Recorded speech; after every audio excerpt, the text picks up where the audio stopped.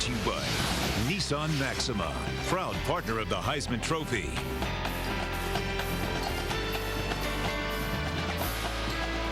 Festive atmosphere here at Heinz Field. 32 degrees as we approach kickoff. Just a light wind along the banks of the Allegheny River. And the forecast is for more light snow as the day goes along. Down on the field, here's Holly Rowe. Hey guys, well, as you know, the Pittsburgh Panthers share this stadium with the Pittsburgh Steelers. Plus, there were 4 high school playoff games, state championship games here on the field. So they've had to resod the field. It got torn up pretty good. They put the sod in on Saturday, but as you can see, there's still some seams where they rolled out the big pieces. This field was grown in New Jersey at Tuckahoe Farms, and they grew the field in its complete form for 2 years. So this is pretty tight, solid grass. Then they sheared it off and brought it in here. Each piece was about 10,000 pounds, and they've rolled it out. Watching the players in warm-ups, it's a pretty good track. However, this light, fluffy snow that's falling is making it a bit slippery. I did see some of the Cincinnati guys go down in their warm-up period, so keep an eye on the track. As you know, Pittsburgh loves to run the ball. And Brian Kelly told me he doesn't anticipate the weather being an issue at all because wind is the only thing that really disrupts their passing game. And it is a prolific passing game. Cincinnati won the toss and will receive, so Luke Briggs will kick off for Pittsburgh. And this battle for the Big East title in the BCS Bowl bid is underway. Marty Gilliard, one of the most dangerous return men in the country. 4 career kick returns for scores and good coverage there by Pittsburgh as Gilliard was taken down at the 22-yard line by Giovanni Chappelle. Here's Tony Pike. One of the nation's leaders in pass efficiency, coming off one of the best games of his career. School record 6 touchdown passes last week and 399 wins in their win over Illinois. That took them to 11-0 for the first time in school history. And he has amassed those numbers in only 8 games. Missed time this year with a left arm injury. Returned as the starter last week and didn't skip a beat. Out of the shotgun. It's a prolific hit pass rush, and the pass is incomplete, intended for Armand Binns. Pike will have to contend with the fierce rush from the Panthers, who lead the nation in sacks with 42. And so, Sean, that's a key for the Cincinnati Bearcat offense. You know what they can do with Tony Pike, and they have the receivers outside. But to me, it's going to come down to their inside 5 people. And both this Pitt defensive front is pretty good. Both these ends get up the field and give pressure pretty well. Pike averaging 259 yards per game passing, hands it off to Jacob Ramsey, the senior, back in action after missing last week's win with a foot injury, and he lost his helmet on his return to action, tackled by Max Gruder and Mick Williams. Now, when you watch and talk to Brian Kelly, watch this offense, one of the things he told us is if they play us in a straight zone, like I think they're going to, we're going to have some success. But, he said, we're going to have to be able to protect. But if you watch the tape a week ago, they went with zones, they spread the field, and they mauled them. Pike on 3rd down and long. It's hit as he tries to throw, and it's incomplete. Hit by Greg Romeus, one of those outstanding defensive ends, the junior from Coral Springs, Florida. Romeus, wherefore art thou, Romeus? That's what they need him to do all game long. He's a big, powerful guy. He's got good movement, very long. And like we said earlier, these tackles for Cincinnati, they've struggled against good pass rushers. Dave Wanstead thinks both of his defensive ends, Romeus and Jabal Sheard, will play in the NFL. Jake Rogers, a good punt. Aaron Smith, a good return.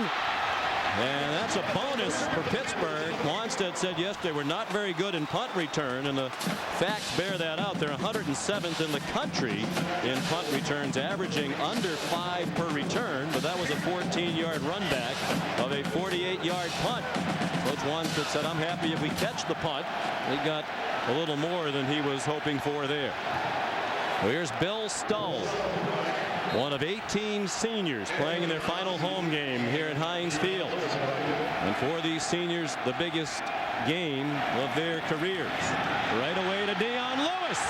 showing some of that ability that reminds Matt of Barry Sanders as he goes out of bounds in Cincinnati territory at the 44, right off the bat, a 12-yard gain. Now, I don't want to put a lot on this kid, but look at this. This kid has great, not good. He has exceptional balance, off the charts. His feet are always under him. Even when he takes a hit, Sean, he's one of those guys that kind of absorbs the hit and almost uses the power against you. He's just rare. I was shocked watching the tape. Fourth in the nation in rushing, leading freshman rusher in the country. Trying the middle this time, and he is powerful as well. He's just 5'8", 195 pounds, but his teammates yesterday, when we visited with them, marveled at his strength. He benches about 360, squats 500. John Malecki, the offensive guard and team captain, said back in the spring he went to get on the scale down in the weight room, and he looked up at the boards where they have all the top marks for weightlifting in the program, and Lewis's name was at the top of just about every list. That's depressing. When you're a lineman and you look up there and the 5'8" running back is at the top of the list, you know you got work ahead of you. He's just starting in a college weight program under Buddy Morris, the legendary strength and conditioning coach. Lewis again ran into Andre Revels, Cincinnati's leading tackler and inside linebacker. They'll play a 3-4 base defense under a new defensive coordinator in Bob Diaco, who had to replace 10 starters from the Cincinnati defense of a year ago. That Revels, he's a good one. He finds the football pretty well, and he's very active. But for me, this line, the defensive front, that's the one who's going to have to control this running game, and in particular their nose tackle, that Derek Wolf, number 95. He's just a freshman. He's pretty active. State wrestling champ. You know I love those guys. 3rd and 3. Stoltman out of the shotgun, has a man in the flat. It's Lewis for a first down. He's also a good receiver. That's his 20th catch of the year. They'll mark him out near the 32-yard line. First down, Pittsburgh in Cincinnati territory, 3 minutes in. Bill Stull, 10th in the country in pass efficiency. Much improved over a year ago. He was booed in the first game of the season here at home, but he has won over these Pittsburgh fans with a performance this year that's been remarkably consistent from start to finish, according to the coaches. Coming off, though, perhaps his worst game in their last outing at West Virginia, only their 2nd loss of the year. Lewis, 9 more. Down to the 23, and Matt, that was the game plan. Frank Signetti, the offensive coordinator, said, I will be very disappointed if we cannot run the football against this team. And the guy they're going to have to rely on, obviously, is Lewis, but then it's also that left side. They like their left side of their offensive line. Jason Pinkston, 77. Joe Thomas, their left guard. And the Polish plow when he's in there, number 37, Hank Hajnowski. That kid's he's a tough one. He's the fullback. And a bruising fullback at 260 pounds. He was a great tailback in high school, rushed for more than 7,000 yards. Lewis stopped for no gain. Good penetration by Dan Giordano, redshirt freshman out of Frankfort, Illinois, a backup, but Bobby Diaco will rotate liberally in those 3 front defensive line spots. Well, I told you about Derek Wolf, the nose tackle, 95. This is the other kid. He does a nice job. He's got good movement, a redshirt freshman, like you said. Not a real big kid, kind of linear, but he has good movement, and his initial get-off is where he wins. Another 3rd down and 1. And it's Lewis, and he is short of the first down, trying to follow the fullback Hajnowski. And again, good penetration. Andre Revels coming up from his linebacker spot. David Walker, the running back coach. And Dave Wanstedt decides we're going for it. That's a good move by Wanstedt right there. And this is the chance for him to show this offensive line to get physical. And also on the flip side, this is the time for Cincinnati to say, hey, we're not going to be shoved around today. Lewis has handled the ball on every play of this opening possession. 6 runs and a pass reception. On 4th and 1, first big play of this title game, Lewis has the first down. And spins to the 19-yard line. 4-yard gain. Dave Wanstedt said we're not a fancy new age offense. It is traditional, old-fashioned power football in the Pitt image. Watch right there. See that? That's what I'm talking about. That's Dominique Battle has a clean shot. This should be a loss. Instead, he does his Sanders. That's the stuff. I'm sorry, people. I get excited about that. You do not see that stuff, and it is rare for anybody, much less a freshman. I think we've heard during the year the high regard in which you hold Barry Sanders. I think he's not throw those comparisons around lightly. I think he's the best runner ever. And here comes Lewis for 10 more near another first down at the 9-yard line. He's working on a streak of 6 straight 100-yard games. He's had 8 100-yard games in the first 11. Drew Fry made the tackle. One of the things he does very well is he stays patient, and he stays with his blockers. He doesn't leave them all the time. I mean, he knows when the fight is over, that's when he'll get out. But he will follow his blocking, very patient, very, very good discipline. He still has handled the ball on every play for Pittsburgh. On second and short, first down. And the other remarkable statistic, he hasn't lost a fumble this year. And he came into today with 250 carries and the 19 receptions. Here's what I want to tell all you high school players out there, kids getting ready to play and would have dreams of college football. Don't give up on them. Keep working at them. This guy here was the 150th ranked running back in the state of New Jersey alone. Everybody passed over him. The way they found him is remarkable, so don't give up on your dream. Here comes Lewis again. Inside the 5. He's from Albany, New York. He went to Blair Academy, a prep school in New Jersey, to try to get more exposure to college football recruiters, and even with 2 years at Blair and some eye-popping numbers. The only other FBS schools he was getting interest from were Miami of Ohio, Temple, and Tulane. Dave Wanstead's assistant Jeff Hafley brought him a tape of Lewis. Dave said, I watched 5 plays and said, give him a scholarship. 12th play of the drive. Lewis again, touchdown.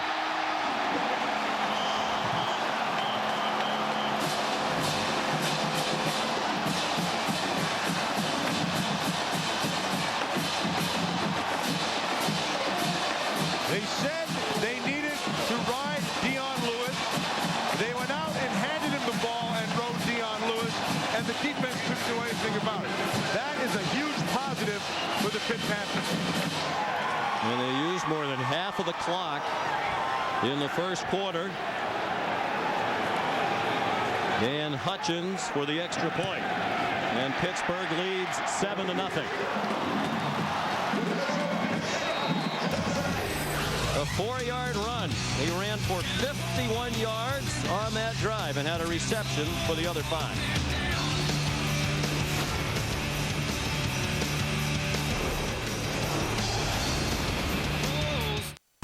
College football in high definition is presented by Vizio. 12 plays, 56 yards, 6.5 minutes, all of it from Dion Lewis, who's now scored 90 points as a freshman. That ties LaShawn McCoy's Pitt single season record for scoring by a freshman. He's also tied McCoy's freshman rushing touchdown record with 14 and McCoy's total touchdown record as a freshman with 15. And when you're on a list with or above McCoy, Dorsett, and Fitzgerald, you're doing something. Not too shabby. That's a good group they got right there. And Dave Wanstead knows it. That staff knows it. Tony Wise, the offensive line coach. All he said to me yesterday was, you just watch. Tell me what you think after the game. Cincinnati went 3 and out, then Pittsburgh kept it for 6.5 minutes. Cincinnati scores quickly. Gilliard brought it back to the 33, and let's go back to the touchdown. Yeah, it's just a power. This is just simple stuff. Watch Dave Wanstad's group. These guys are going to pull them around. They're going to double down and then lead with Hynoski inside. And so they do a nice job. That's Joe Thomas who's going to pull. Hauser's the center. Malecki, the right guard. Nix. And then in the middle, Hynoski, the fullback. They just clear a hole. So it's simple. If you're Dion Lewis, you just go ahead and run to the open. You get to the next level, and he ran through the safety and was 6. Well blocked. Just about a perfect start for Coach Wanstead. His defense got the 3 and out against this prolific Bearcat offense, and the offense plowed down the field. Mike out throwing to Ben Gaduli, coming off the best day of his career against Illinois last week. 7 catches for the tight end last week for 149 yards and 2 touchdowns. Yeah, Gaduli's one of those guys that understands zones very, very well. Sits down in the holes of the zones very, very well. They'll go quickly, as is their custom. Brian Kelly calls the plays. He wants a quick pace. Here's Isaiah Peed showing his maneuverability down the far sideline, and a big gainer for Cincinnati. Out at the 19, they'll mark it at the 18-yard line. They get you spread. They force you to have to defend the whole field. Boy, that's a nice block right there inside. And then Pede just handles it, gets to the right sideline before Jared Holly's able to stick him out down to that right side. But Jason Kelsey, the guard, did just a fantastic job of clearing that thing. Pede adding to his team high rushing total. 40-yard run. And Ricky Gary, the backup cornerback, is injured. Junior from Pahokee, Florida, who has started a couple of times this year when Aaron Berry, their outstanding cornerback, was out with a shoulder injury. That included last week at West Virginia. Berry did not play, so Gary started in his spot. And this Pitt defense, there's a bunch of guys banged up back there. They need as many of the corner types as they can, especially against this offense. You know, at one point, this Pitt defense is going to have to match up man-to-man. And that's what Brian Kelly was talking about. And he had anticipated some of that. You're watching right here, number 26, as he cuts back here against Pede. This must have fallen kind of weird, maybe a shoulder or something, who knows. Missed a tackle that could have prevented the big gain. Looks like he injured his arm or shoulder in the process. Now here comes Cincinnati. Quick strike offense. They average only about 26 minutes a game time of possession, but that doesn't matter. Pike the play action fake. Armand Binns down at the 6-yard line with another first down for UC. 12-yard gain. Aaron Berry made the tackle.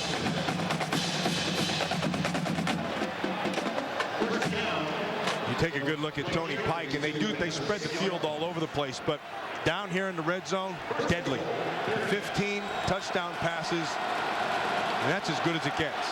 Best in the country, Pike in the red zone. Pitt's been one of the best red zone defenses in the country, and that pass is incomplete off the hands of Isaiah Peed. In fact, Pitt is the best red zone defense in the Big East and 10th in the country, so something has to give. But watch Peed right here, and this is completely on him. He does get his head turned around, doesn't get his hands up quick enough, but that should have been 6. And he's a good receiver, has 17 catches on the year. They'll throw it around all over the place. Second and goal. Cincinnati looking for a tying touchdown. Look, you got 3-on-3 up top. That's something the offense would like to have. It looks like they're matching it up now. They're going to be man. Looks like it's man coverage. Pike might be changing the play, and the clock's at 2 as they snap it.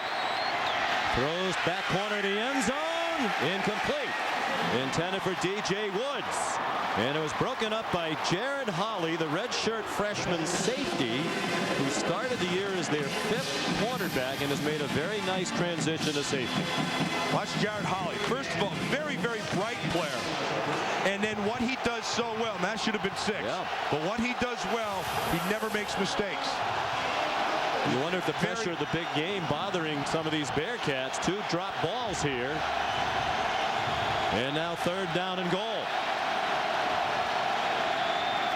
Pike under pressure, throws, flag down, incomplete pass, but DJ Woods is going to get the flag for interference. He had Elijah Fields on him. That DJ Woods is another guy who's he's on the front end of it. That kid's a pretty good player. Very highly recruited player. Pass interference. Defense, number 4. It's foul third in the end zone. By rule, the ball be placed at the 2-yard line. Automatic. First down. That's Elijah Fields. You're going to watch him up here at the top of your screen. He's going to run right back on the inside here. Yes, he got a little bit too high. You have to take away the inside. P trying to turn the corner, and he stopped at the line of scrimmage. Adam Gunn, the 6th-year senior, playing in his final home game, 23 years old, suffered a broken neck in the opener last year. He actually went through the senior day exercises last game of the home season last year, not knowing if he'd ever play again, but he got cleared to play and got an extra year of eligibility, so he's back again. And he's important as their middle linebacker. 2nd and goal. Ramsey to the other side. Touchdown.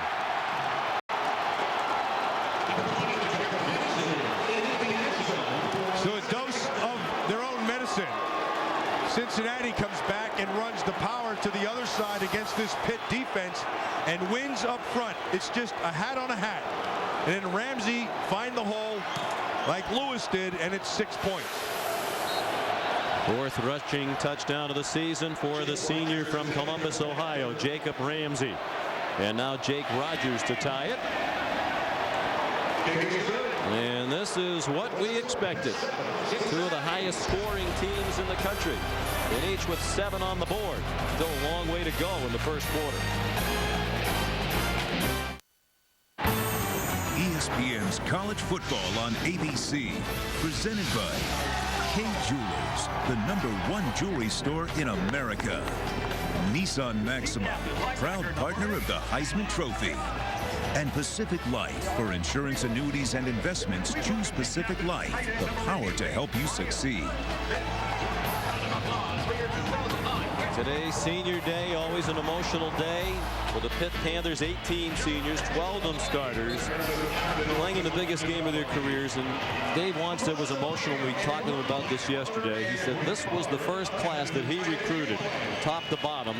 And when he was doing that, he was coming off his first year as the head coach, and they went 5-6. But he had to convince these recruits they'd play for championships. They built back the Pitt tradition. They needed to have faith in him. Nate Byam said, we did. He was a very highly recruited player among some of these other seniors, so Dave's delighted that their faith has been rewarded. Well, let me just say that I think Dave Wanstead is the perfect head coach for Pittsburgh. He grew up here. He understands it. He knows the city inside and out. He knows the state in terms of recruiting, knows what he wants here. This is a hand in glove right here. This guy, I think the world of him. I think he's doing a fantastic job. And I think he's going to get a couple more good recruiting classes, and they're going to be here for a while under Dave Wanstead.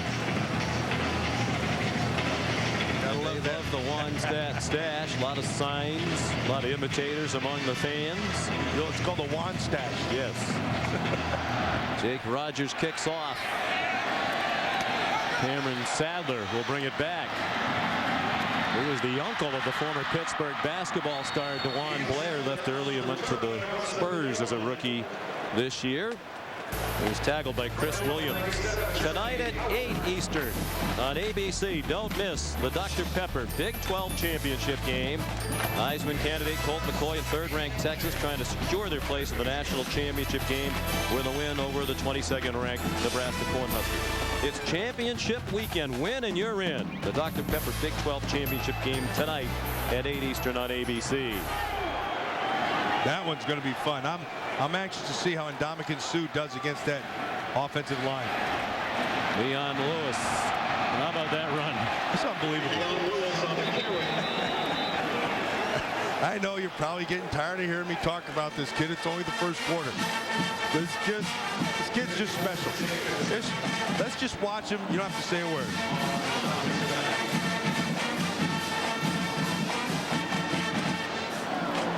Gain of 7, 2nd and 3.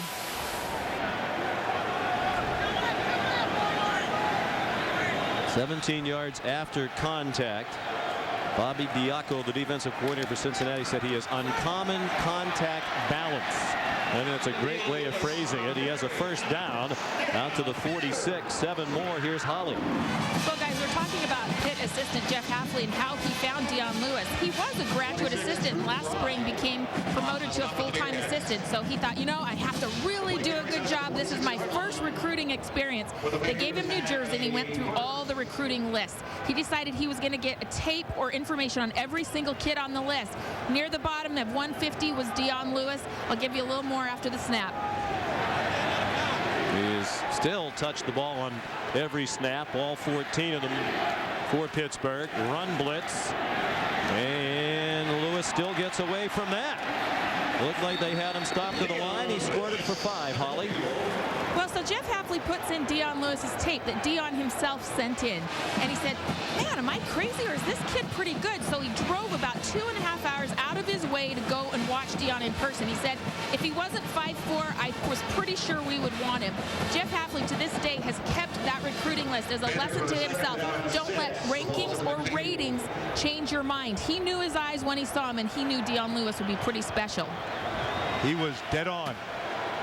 He's going to get a well-earned breather. Ray Graham, another talented freshman from Elizabeth, New Jersey's in. He goes straight ahead. And he's into Cincinnati territory at the 47. Jeff Hafley was funny. He said he'd tell other recruiters he's heading to Blair Academy, no, you're not going to see that Lewis kid. He's too small. And Hafley said, yeah, you're right. He's too small. He's too small.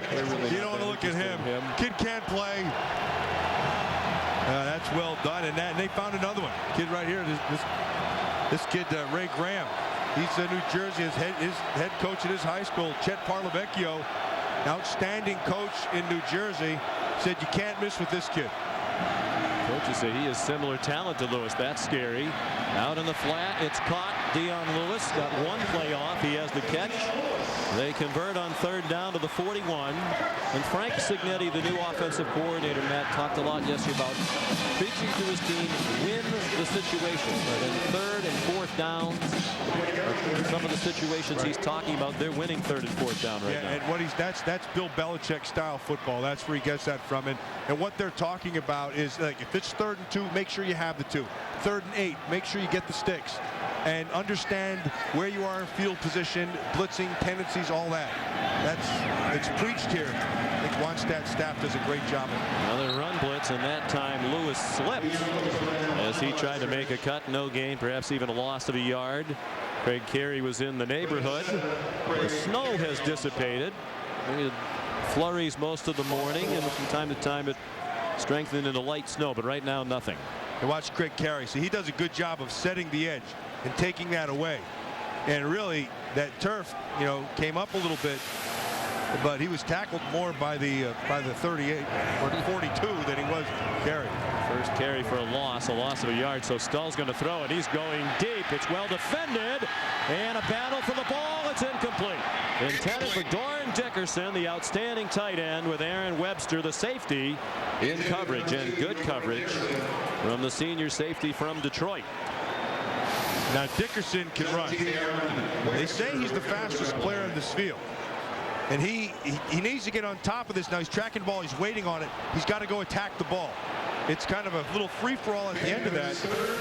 Pretty well defended down the field, however. Good job by Webster. Was able to get over the top. He actually came down with the ball. But Dickerson's going to have to go and attack the thing. That's what Baldwin does so well.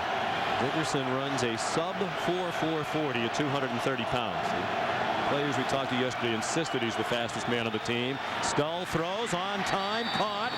Jonathan Baldwin very near the first down. On 3rd down and 11, Stull a nicely timed throw. The crowd boos as the official moved the ball back just a little bit as he spotted it on the far sideline. Sean, watch the end of this route. Now this is what we were talking about early in the season. This is kinesthetic sense. Look at the body awareness. That's phenomenal. He throws it to the backside. Some people call that throwing them open, but you can only do that if you have a guy who can be thrown open. Baldwin is unique in that way. It was a good spot. Good spot. You could see Baldwin extended the ball to the yellow line, but the official moved it back to where he was originally down. And as a result, they're short. Wannstedt went for it on their first drive on the 4th down and got it. And it looks like they're poised to do that again. After a 10-yard completion to Baldwin, another great talent on this offense, Dave Wanstead, who was a head coach in the NFL with the Bears and Dolphins, and Baldwin's going to be a first-round pick. Baldwin, if I were playing Baldwin right now at this point in his career, I would get up and walk up on him and see if he can beat a jam at the line of scrimmage, because he's kind of a long strider, but he's a powerful kid, so you want him to develop in that area. You would expect Lewis following Hynoski. On 4th down and very short. Lewis follows the fullback, first down. To the 28-yard line of Cincinnati. 1 minute to go. And an electric first quarter with the Big East Championship and a BCS Bowl bid up for grabs. Watch 27 right there. You just stay behind him in 74, Malecki. Nice job. Also, in terms of blocking there, number 2 does a great job. That's Doran Dickerson, the tight end. And then the rest just let the kid run. Lewis has picked up all 7 Pitt first downs. Here they come to blitz him again. And that's dangerous. If he gets through that line of scrimmage, he's off to the races. But they respond well. Short gain of 3. Aaron Webster, the senior safety, made the tackle. That might be the final play of the quarter. And it will be. But Sean, this is exactly what the Pittsburgh Panthers wanted to be able to do. Control the ball, keep that Cincinnati offense on the other sideline, and let the clock run down and get a 6 at the end of it. And Pittsburgh had the ball for over 11.5 minutes in that first quarter, but Brian Kelly's been there before. It's still a 7-7 game.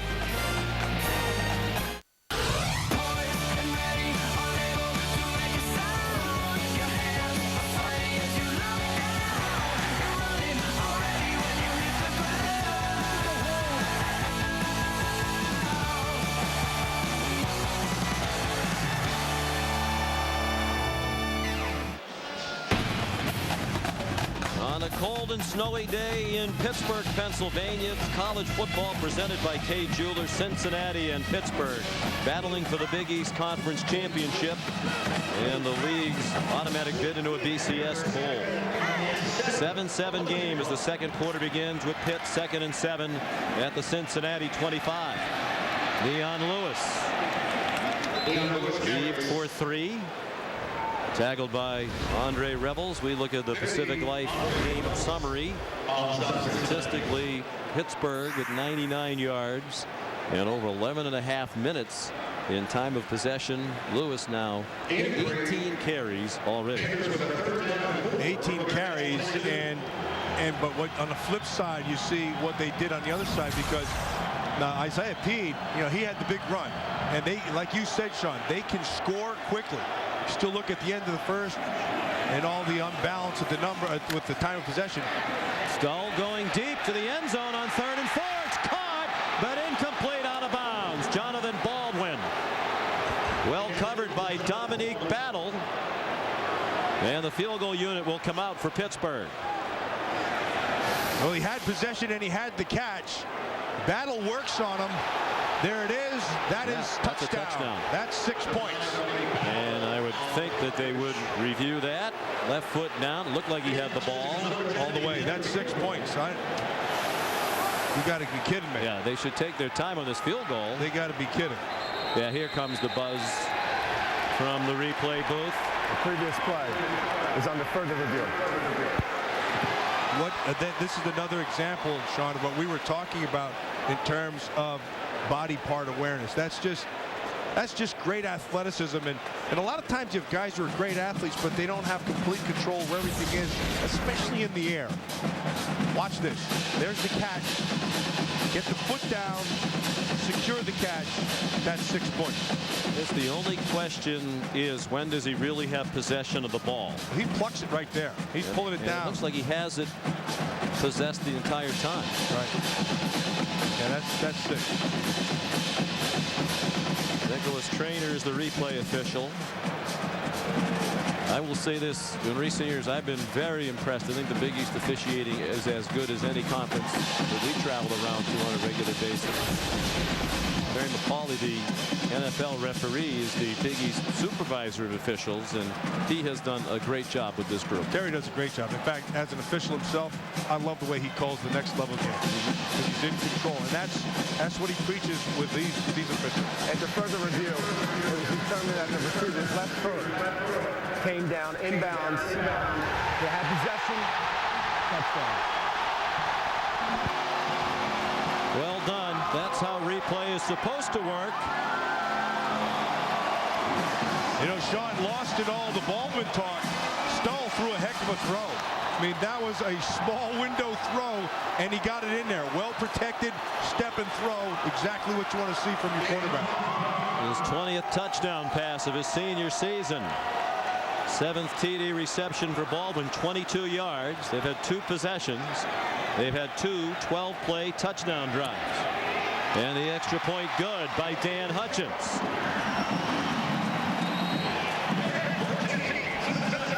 Bill Stull booed the first game of the season. He's the toast of Pittsburgh at the end of his senior season.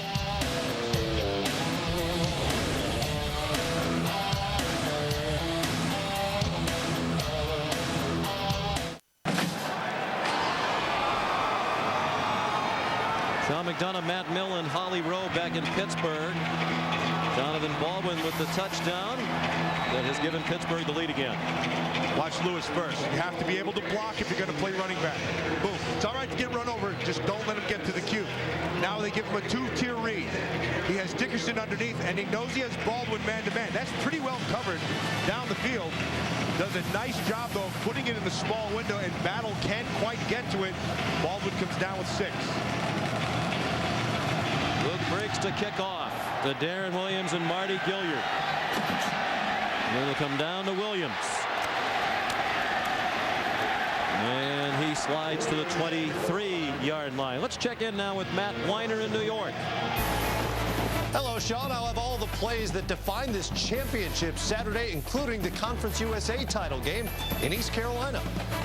The Pirates are trying to repeat as CUSA champs. 7-all game. Houston's Case Keenum to James Cleveland. Keenum's 40th touchdown pass of the season. PAT no good. 13-7 Houston. All right, Matt, thank you. Cincinnati on offense. We haven't said that often. They've had 3 minutes and 14 seconds time of possession. The game is almost 16 minutes old, but they're used to that. They average 26 and 5 seconds time of possession per game. So basically every game they're out time of possession by 7 minutes, but they've scored more than 200 points more than their opponents this year. Isaiah P. stopped by Miles Carrageen. Think about that, though, Sean, what you're talking about. They score tons of points. They don't hold the ball long. This is an efficient offense. They move up and down the field at a fast pace, and they eat up a lot of yardage. Their average scoring drive takes under 7 plays and lasts 2 minutes and 23 seconds. Here's P trying to bounce away, and does. That looked like Dion Lewis. 2-yard gain. Here's Holly.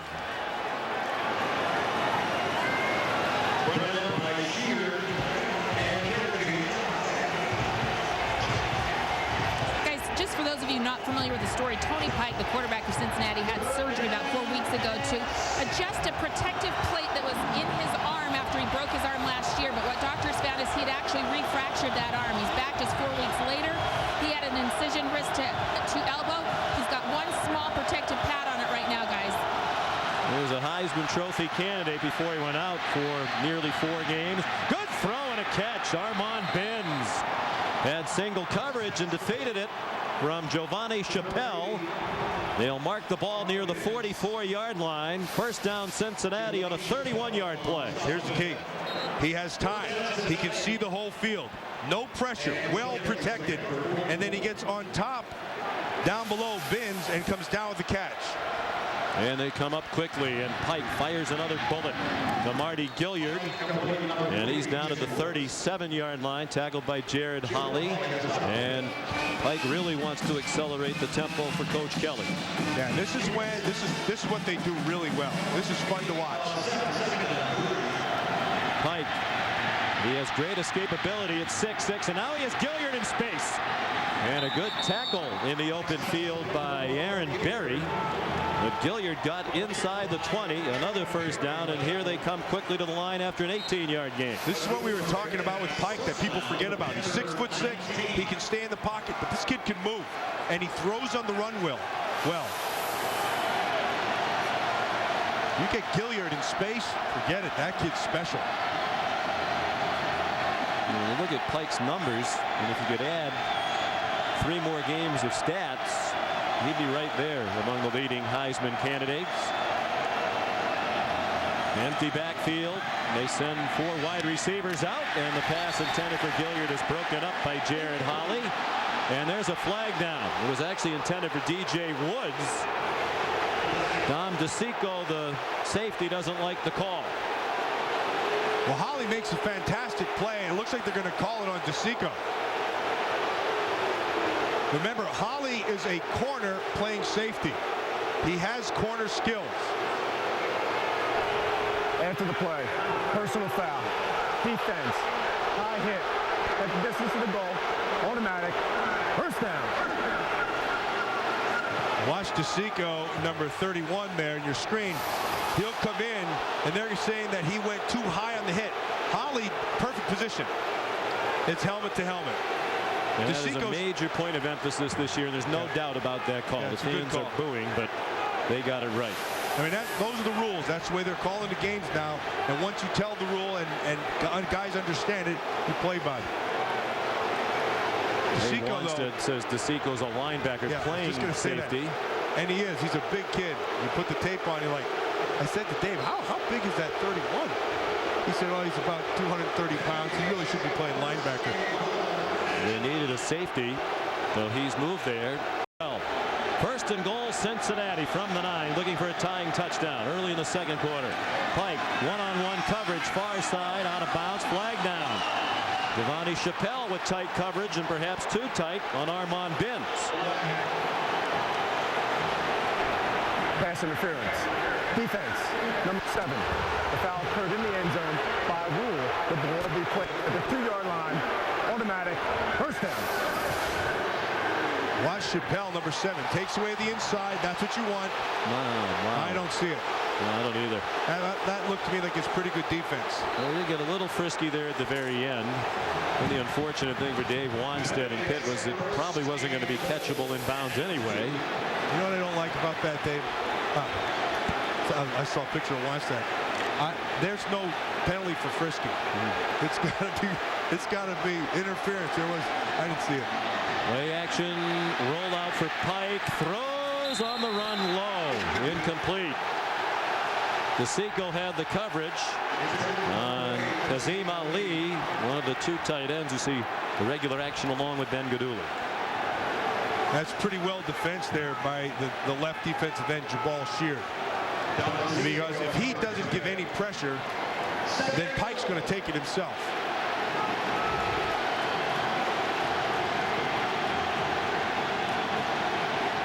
Second and goal, Cincinnati at the 2. Gilliard, the motion man. Pike, fake the one direction, throws back, and it is short. Yeah, a play that looked to be open and just wasn't executed. Elijah Fields had the coverage. That's the old roll to the right and come back to the left. It's a delay. They'll fall down. The tight end will fall down. That's Travis Kelce, and he'll fall. You'll see him right there. You see him? He falls down, and then Fields, sometimes what you do as a defender, you think, oh, he's on the ground, forget it, I'll go help someplace else. He comes to the backside, and Pike can't quite get the ball there because DeSico was putting pressure on him. And with a big 3rd and goal upcoming, Brian Kelly will use a timeout. All season long, we've been counting down college football's top 30 moments of the last 30 years. When we come back, we'll reveal moment number 4.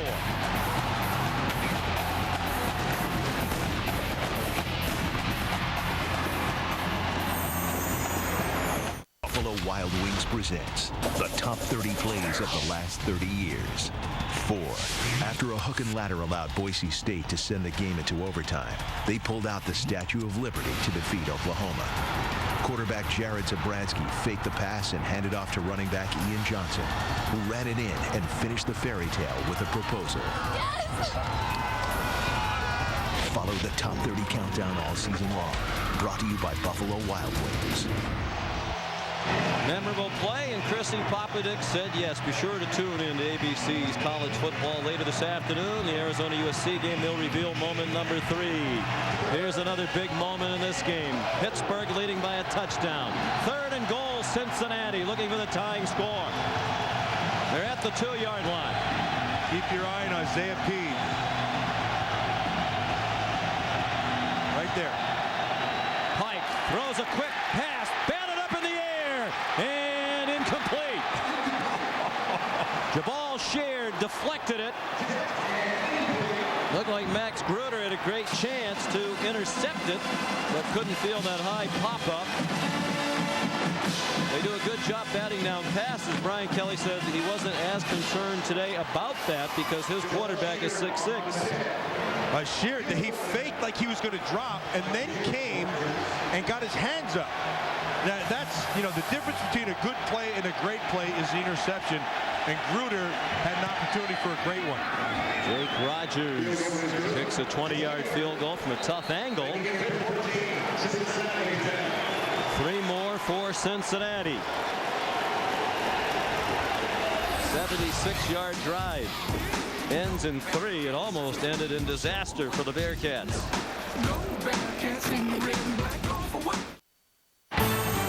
College football presented by K Jewelers.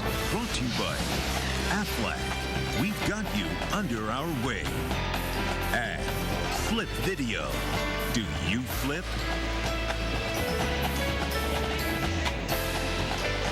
They flip. And for Cincinnati, relatively, by their standards, time-consuming drive. 3 minutes and 1 second. It resulted in a Jake Rogers field goal. Mentioned Tony Pike, the most efficient quarterback in the country in the red zone. But today, 1 out of 6 in the red zone. They've been helped by the fact that there have been 3 pass interference penalties. Pitt defense, as you said, they're top in the country, they're in the top 10 in red zone defense. They've been playing good red zone defense. Cameron Sadler from the 8-yard line has a hole and brings it out to the 37. Here's Holly. Well, guys, the snow continues here, and it's really making the surface very slick right now. You saw Tony Pike just slip in the red zone. We've already seen a number of the Pitt players change out their shoes, and look how Tim Enright, the Pitt equipment guy, has this organized pretty good. All right, Doran Dickerson, you need to change your shoes to the detachable cleats. Here they are. They're a little bit longer, firmer cleat. They're wearing the Nikes, guys, and they're just trying to get more sure footing because as it continues to snow, things are getting pretty slick. And they'll go to the 5/8, Holly. That's what they go from half to 5/8. You can get to 3/4, but they're usually a little too uncomfortable, so you stick with the 5/8 with stuff like this. Play action pass for Stahl, has a receiver, and a first down to the Cincinnati 40. Mike Shanahan, no relation to the former Denver Bronco coach of the same name. Tackled by Webster, and it's a 23-yard pickup. And nice protection, and you have to get. You're going to play running back. You're Ray Graham. You better get that block. And that allows him to just step and throw. Nice under control, and the ball's where it has to be. And here comes Shanahan. And it's the formula for Frank Cignetti that he talked about yesterday. Establish the run to set up the play action pass. Only 10 catches for Shanahan. He was injured at the beginning of the year. Flea flicker, Stahl going deep, looking for Baldwin. Touchdown!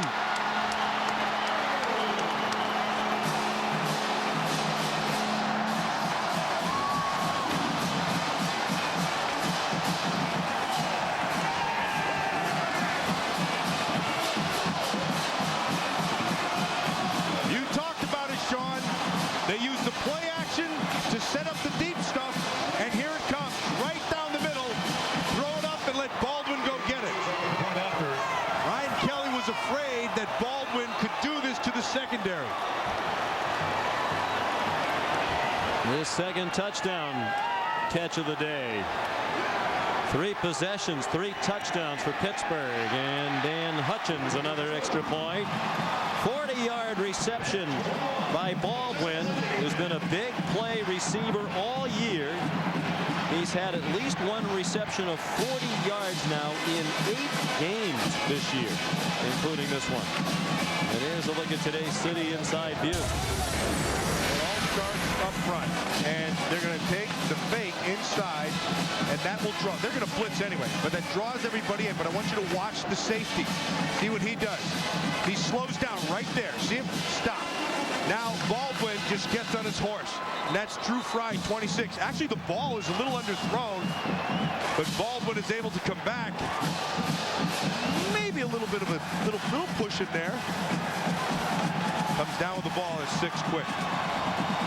And if you're a Cincinnati fan, you have to be concerned about the defense. Brian Kelly, when we visited the other day, said he thinks they've gotten a little bit worn down here late in the year. But over the last 3 games, they gave 45 points to Connecticut, 21 to West Virginia, 36 last week to Illinois. That's an average of 33 points per game allowed in the last 3, and they've already yielded 21. Not yet 5 minutes into the second quarter. Luke Briggs to kick off. The snow starting to come down a little harder. Marty Gilliard. Chopped down at the 28-yard line. Giovanni Chappelle with good coverage for the Panthers. Well, this is what Cincinnati, they're not unfamiliar. They know they can score quick, and they know they need to sustain some things also. They need to give their defense, because you mentioned it, Sean, the defense getting a little tired here. And so they need to give their defense a rest, let them collect on the sideline. Pike's the guy who can do it.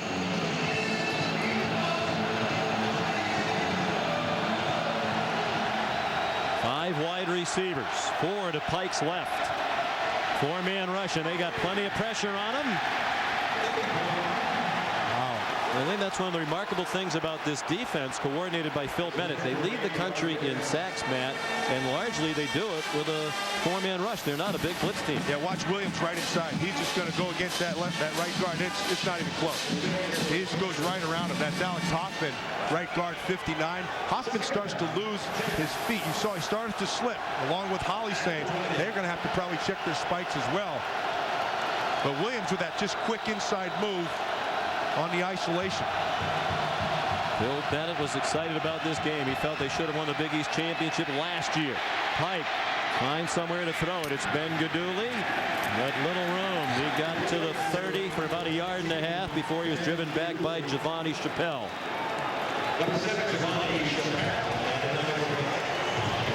Give Pike a little bit of time. He's going to find some things down the field. But the ball comes out very quickly.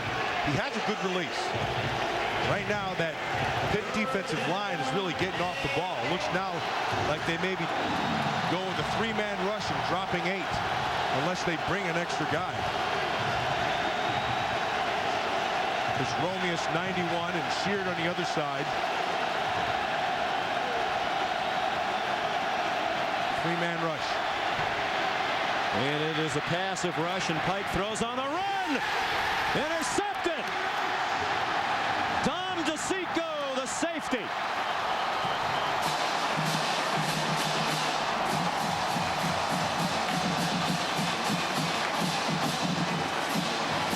They rush the 3. Pike scrambles out to his right. And then they actually do bring down the 4th. It looks like it's Bruder who gets a little pressure.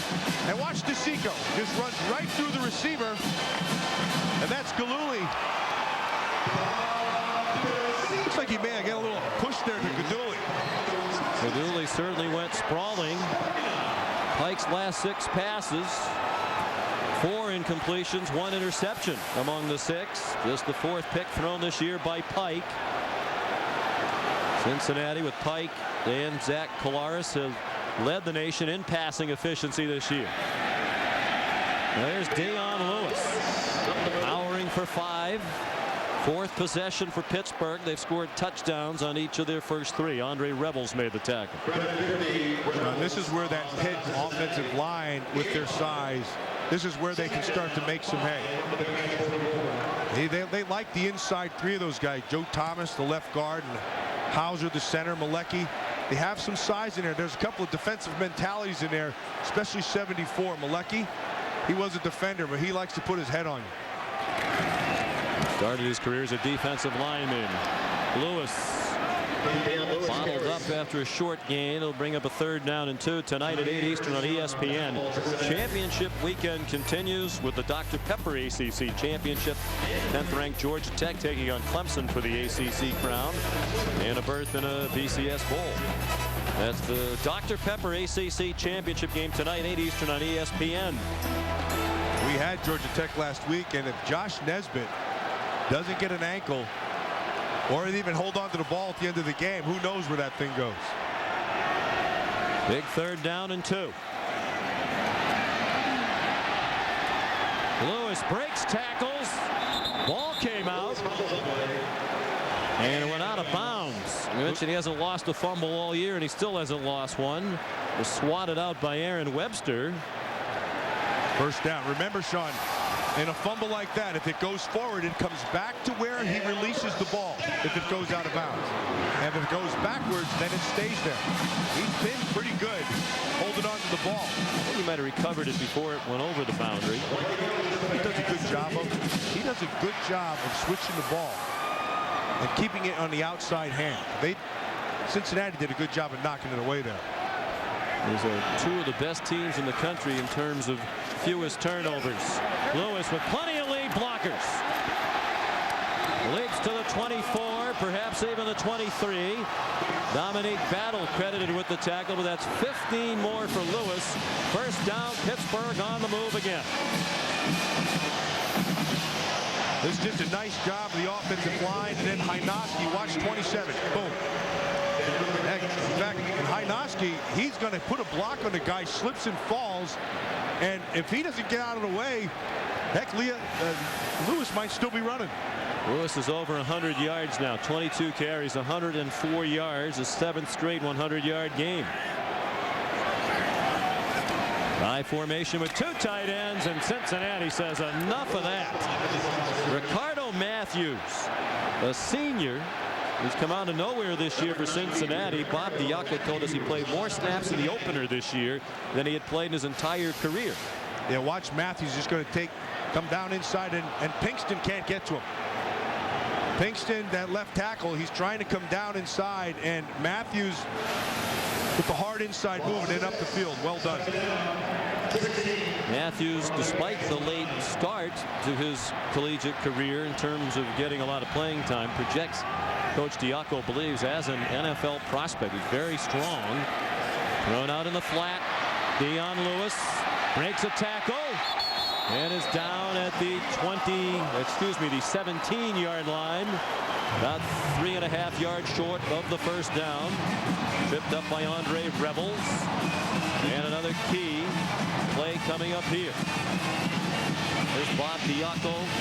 First year at Cincinnati, brought a 3-4 defense. He studied under one of the best in that defense, Al Groh, at Virginia, where Diaco was an assistant the last 3 years. Bob says it's part of the Belichick Parcells Groh tree.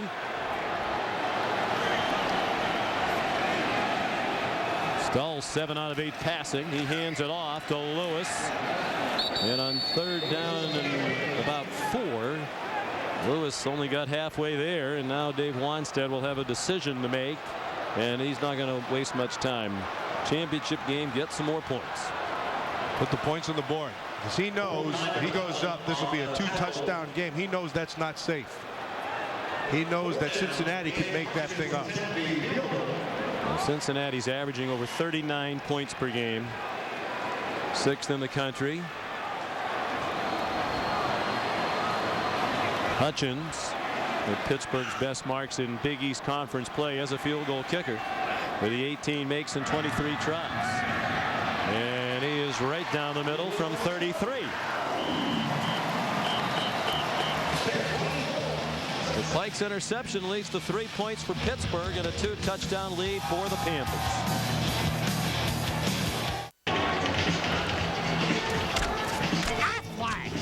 Time to take a look at today's Aflac trivia question. We want to know who is the only man to be the head football coach at both the University of Cincinnati and the University of Pittsburgh. Great coaches in both places. Of course, Brian Kelly doing things that no coach had ever done. The only coach to have double digits in wins in a season before Brian Kelly at Cincinnati was the Hall of Famer Sid Gilman back in the early 50s. Brian's had double figures in wins 3 years in a row. They come here at 11-0 for the first time in school history. But down by 2 touchdowns, under 5 minutes to go, first half. Luke Briggs sends it down to the 1, bobbled for a moment by Marty Gilliard, and he does not make the 20.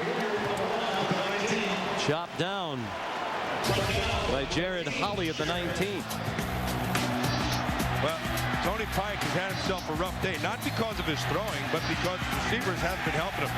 2 drop balls in the end zone, and then a little bit of push on the backside for a pick, and it's been slow going for him here early. Still Pike at quarterback. Zach Collaros, who's played very well this year, had his helmet on during the last TV timeout. Kelly said it is possible we could see Collaros at least as a changeup at some point today. The screen is buried for a loss.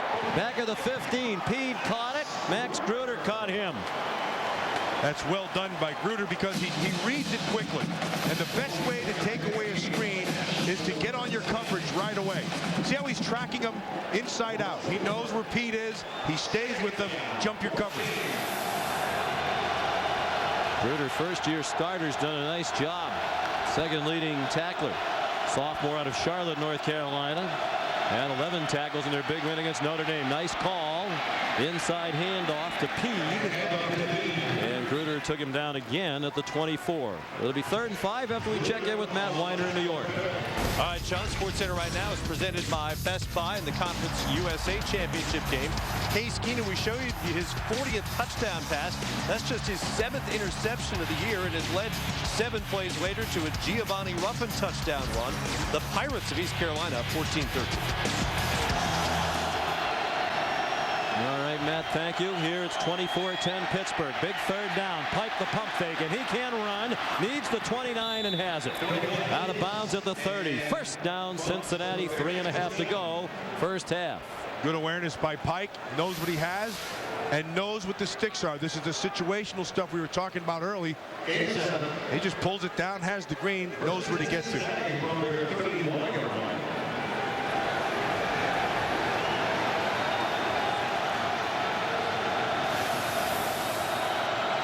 Bearcats have won 11 straight Big East games. They've won 8 straight road games.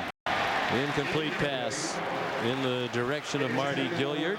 They did something interesting there. They took Kerrigan, the defensive lineman, and ran him inside out looking for any crossers.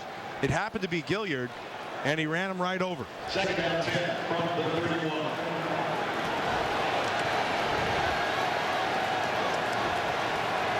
Miles Carragene's a sophomore. And right here in Pittsburgh.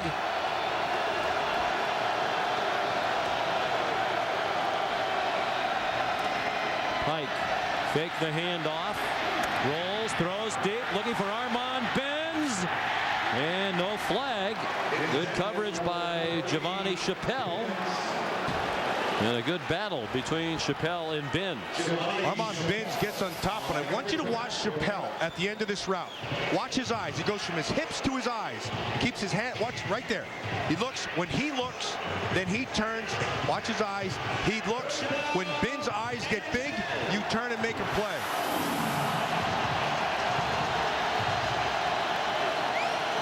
Pike 2 for his last 9 passing for -1 yard. 3rd down and 10. They've been a great 3rd down team all year, averaging over 8 yards per 3rd down play. Best in the nation. And that's an incomplete pass. And it would have been short of the 1st down anyway. Would have got them that 8 they're averaging instead of the 10 they needed. Benz broken up by Chappelle again. Boy, Sean, it's the Chappelle show here. And this isn't funny. This play, this guy is playing tremendous. Watch this. This is a good player. This Benz is a good player. Chappelle. Nice job with the top side and then defends on the inside. That's fantastic. Bell had his hands on Benz. It's blocked. The punt is blocked. Rodgers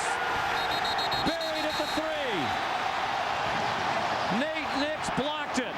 Dave Wanstead said yesterday, we're going to come after the punter.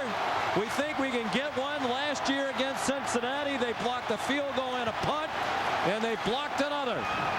25-yard difference in field position. Right on the inside. Take a good look at him. Watch Nix. And you saw Brian Kelly on the side saying, hey, that's one guy. He ran right through the shield. Ran right through the up back. Got his hand up. Actually, that's a low trajectory off that kick. But Nix gets his hand up and puts the Panthers on the 5-yard line. Well, a huge play by Nix. And now Pittsburgh late in the half. Chance to take a 3-score lead. First and goal from the 5. And Lewis tackled by Webster after a gain of about a yard.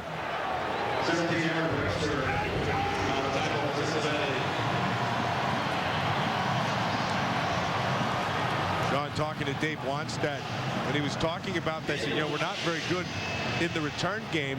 So instead of taking our chances of trying to return the ball, we're just going to go ahead and try to block it, like you said.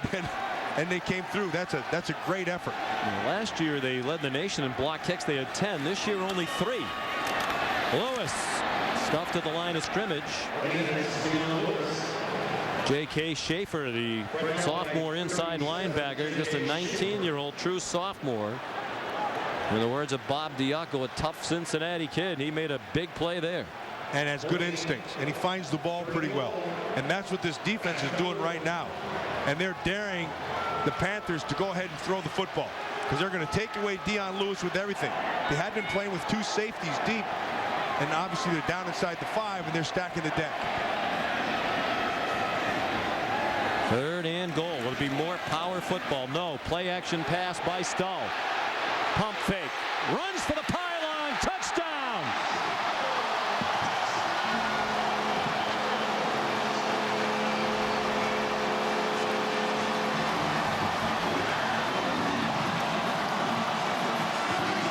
Like we just said, they were daring them to throw.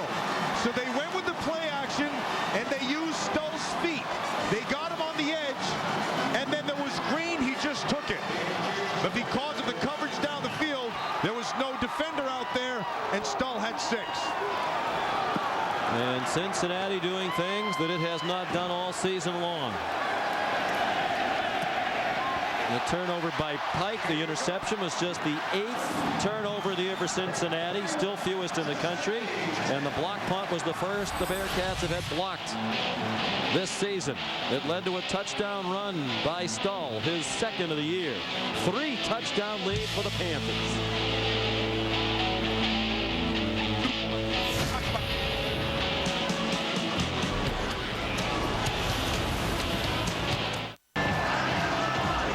Wanstead says Bill Stull's had an amazing senior season. He was horrible, in the words of Wanstead, in their bowl game last year. They were shut out 3-0 in the Sun Bowl by Oregon State, and the quarterback job was thrown wide open.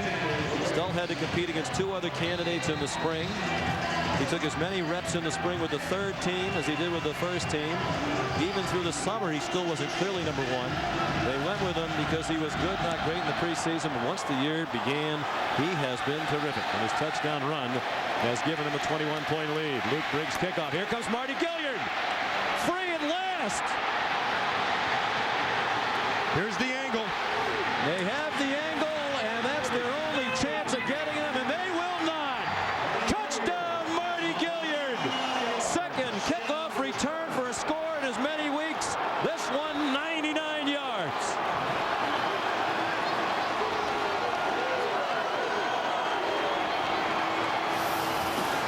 Gilliard has the speed to be able to do that, and he can outrun angles, and he has great vision, but you can't get to the open ground, and you only do that with great run skills. And then watch him just go down that left side. One guy to beat, and he beat him. Buddy Jackson had the chance for Pittsburgh. 5th career Return score by Marty Gilliard. He was the special teams player of the year last year in the Big East. And that's his school record 4th career kickoff return for a touchdown. Cincinnati right back in it as we approach halftime. The senior Marty Gilliard with a huge play for Cincinnati. Kickoff return for a touchdown to get them back within 2 scores. 1:10 to go in the first half. His story's been well chronicled. Out of school for a while, lost his scholarship, academic issues. For a while was homeless, living out of his car, worked 4 different jobs to support himself, got his academic house in order, back in the program, and one of the very best players in the country right now. Well, he just said, hey, listen, we're down. I'm going to take the whole team and put him on my shoulders, and he carried him for 100 yards. As he just pulled the Cincinnati team right back into it. Special teams disaster on a block punt, and followed by the kickoff return for a score. And there's a special teams problem again for Pittsburgh. Cameron Sadler dropped the ball, and it went out of bounds at the 8. It was going to go out of bounds regardless. You should just let it go and get the ball in the 40.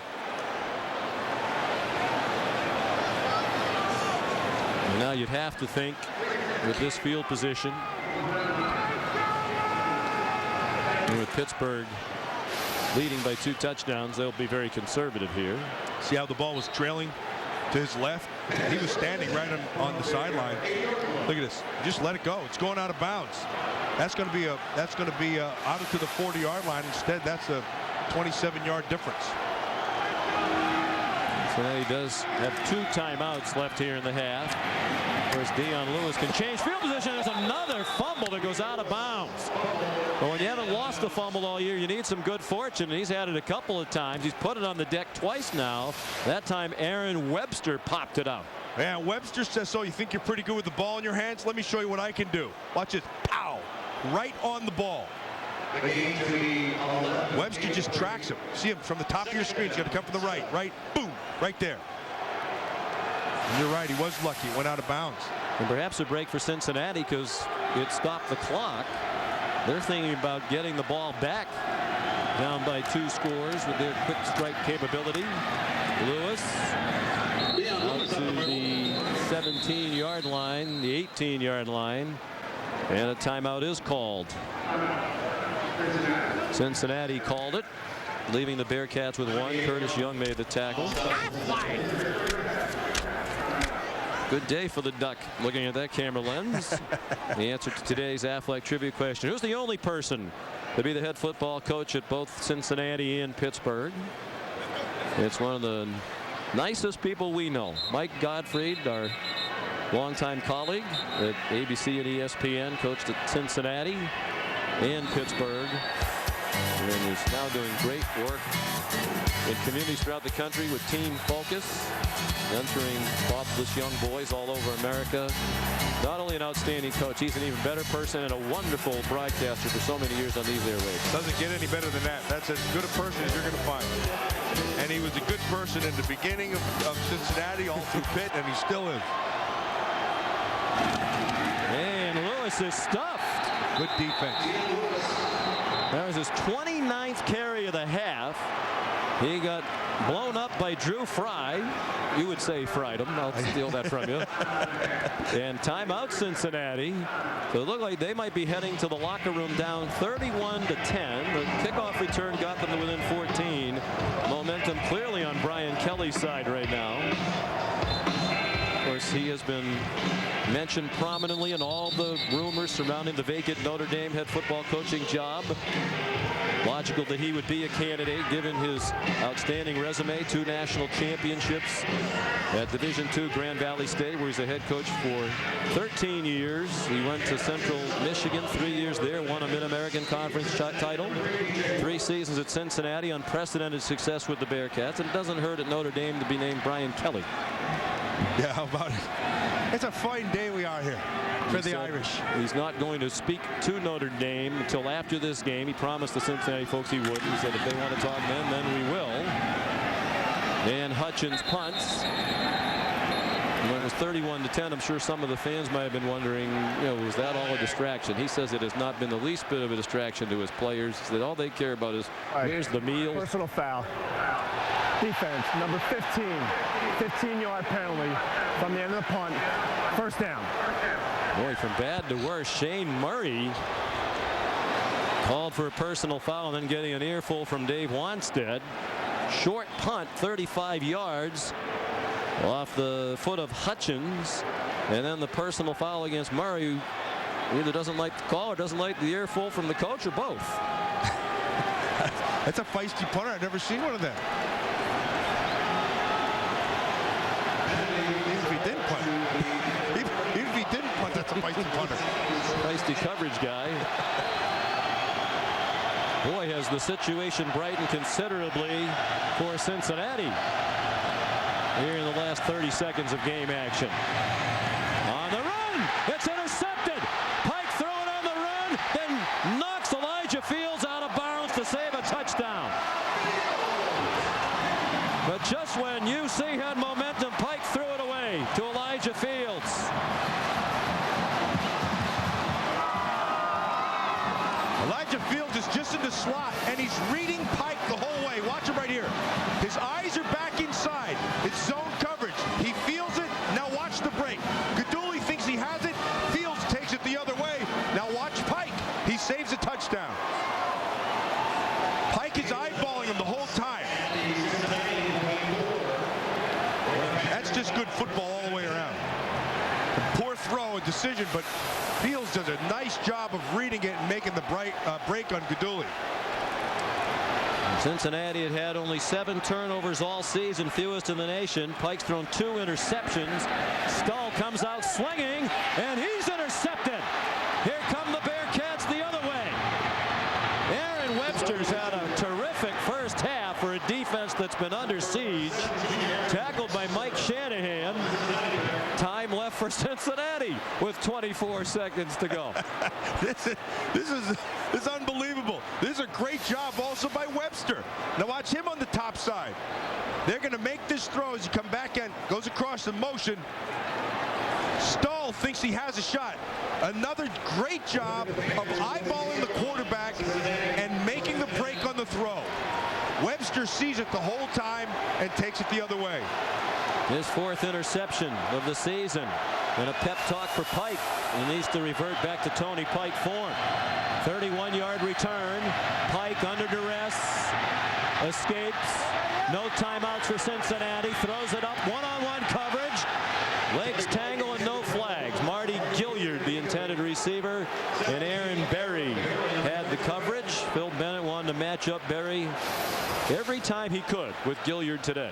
He just wanted the ball thrown out there, but Berry. That's a hold. That's worse than a hold. That's brutal. He wrapped them up. That should have been a flag. The Gilliard stuck the hand up. He was there. Capital One halftime report coming up shortly. John Saunders and Jesse Palmer with scores and highlights. Pike's 2 for his last 12 with 2 interceptions. Throws short. DJ Woods trying to get to the boundary and does. And very close to a late hit over there by Max Gruder. No flag down. And out of bounds to stop the clock at the 37. Good awareness here by Woods. Gets the hand there. Here comes Gruder, and it's out of bounds. That's the second penalty. Should have had one down here in the 5 and should have had one right there. But good awareness by Woods of knowing where he's at, trying to stop the clock.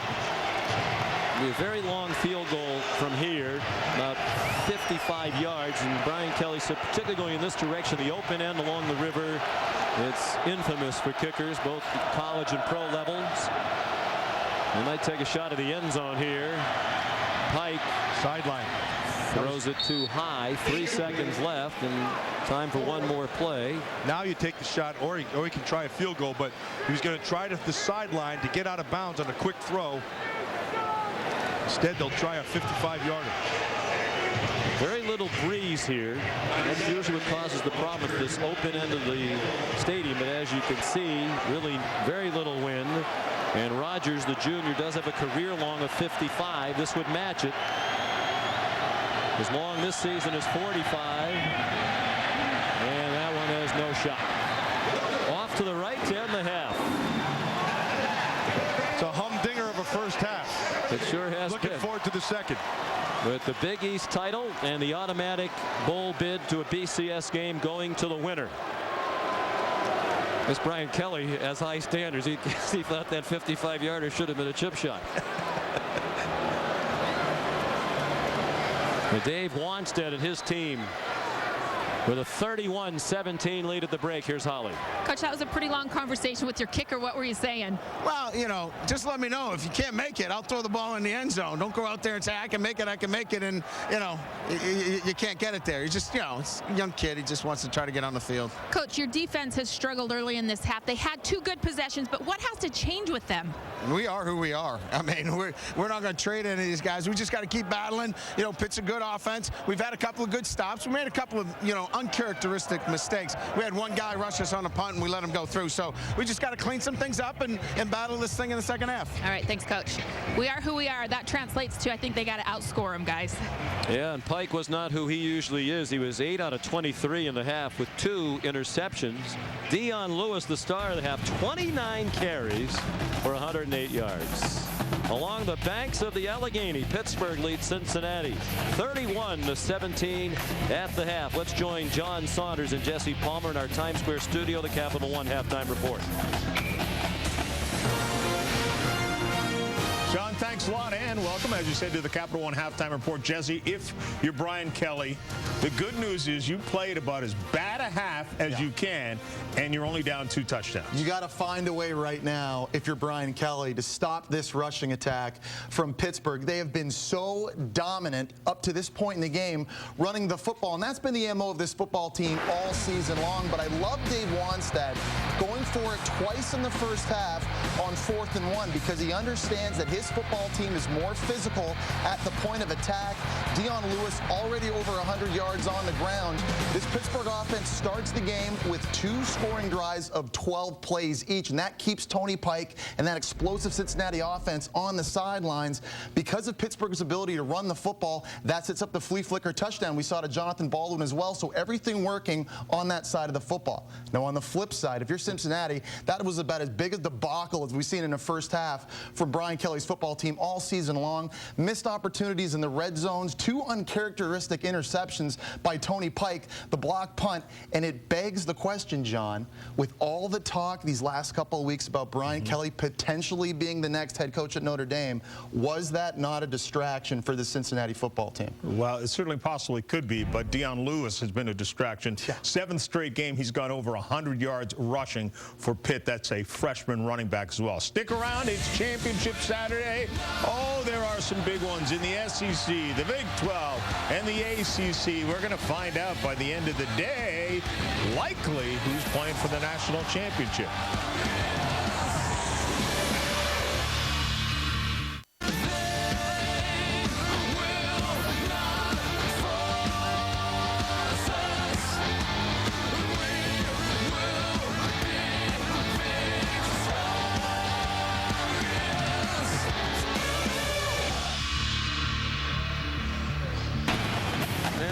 Back to Heinz Field in our coverage of college football presented by Kay Jewelers. Getting ready for the start of the second half in this battle for the Big East Championship and the automatic bid into a BCS bowl game. Pittsburgh leads 31-17. They held that potent Cincinnati offense to 147 yards, but of course the Bearcats got a huge 99-yard kickoff return from Marty Gilliard to get right back in the game. Sean McDonough along with Matt Millen, and I think for the most part Dave Wanstead has to be very pleased with the way that half went, with the exception obviously of the kickoff return. He wanted to control the ball and his defense played well. Absolutely. I think that was what they planned. That's what they wanted. But there's a couple things that happened here. Like you said, Gilliard at the end of the half, that's phenomenal. That puts him right back in. It's a 2-score game. I think that Brian Kelly has to be happy with only being down by two scores right here.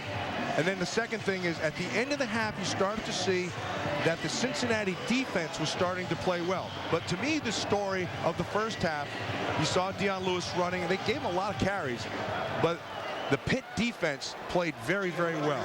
If they can do that in the second half, that'll be the best they've played all season, and that's what it's going to take to get this Cincinnati Bearcat team. That was the understatement about Lewis getting a lot of carries. He had 29 carries in the first half for Pittsburgh for 108 yards. Jake Rogers kicks off. And here's Cameron Sadler up the far sideline and down at the 25-yard line. Here's a look at our Pacific Life game summary. And Dion Lewis was the story at the very beginning of the ball game. Seemed like he was going to touch the ball on every play. For a while he did. And Tony Pike had an up and down half, mostly down. 2 interceptions. He'd thrown only 3 all year. And when it was 31-10, Pittsburgh had just scored to take a 3-touchdown lead. Marty Gilliard took 16 seconds to get Cincinnati back in the game. Here's Lewis. It seems hard to believe, Matt, for all that Lewis did, he still averaged only 3.7 yards per carry. And the record, by the way, for carries in a game at Pitt is 42 by Ironhead Hayward back in 1987 against Notre Dame. 30 already now for Lewis. Well, you know, this kid, he's got the great balance we talked about. He has the great feet in the hole and vision and all those things. What he lacks is that great burst and the next level speed. I don't know if he can run away from everybody like a Barry Sanders could, but you know, 30 carries already. They're going to ride this horse. Stull faked it to him, rolls out, throws on the run, incomplete. In the general direction of Mike Shanahan. Here's Holly Rowe. Well, guys, I caught up with at the half, and he said that he wanted to go for it on those 2 fourth-down calls in the first half because he knew Cincinnati would score a lot of points and that they had to as well. I asked him about those first-half penalties that seemed to really hurt his team. He said he told his guys in the locker room, I want you to be aggressive, but I want you to play clean.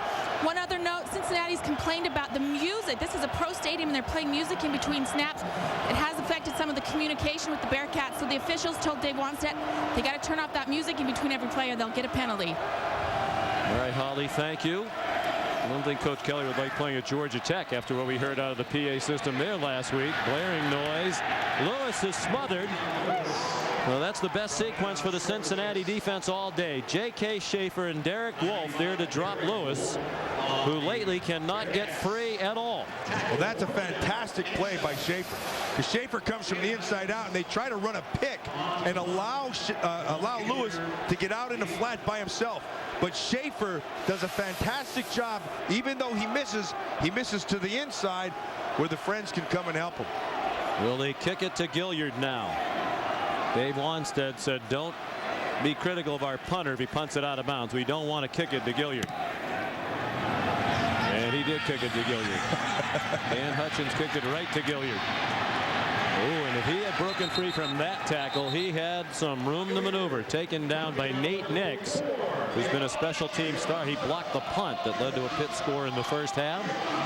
And he stopped Gilliard after a 7-yard return of a 46-yard punt.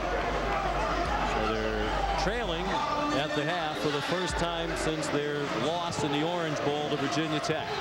Sean, you mentioned about, and that was a big series, and if you would have seen the sideline on that 3rd down, the whole team was jumping up and down. They knew they had to stop because they're going to like what they have here in the second half with Pike.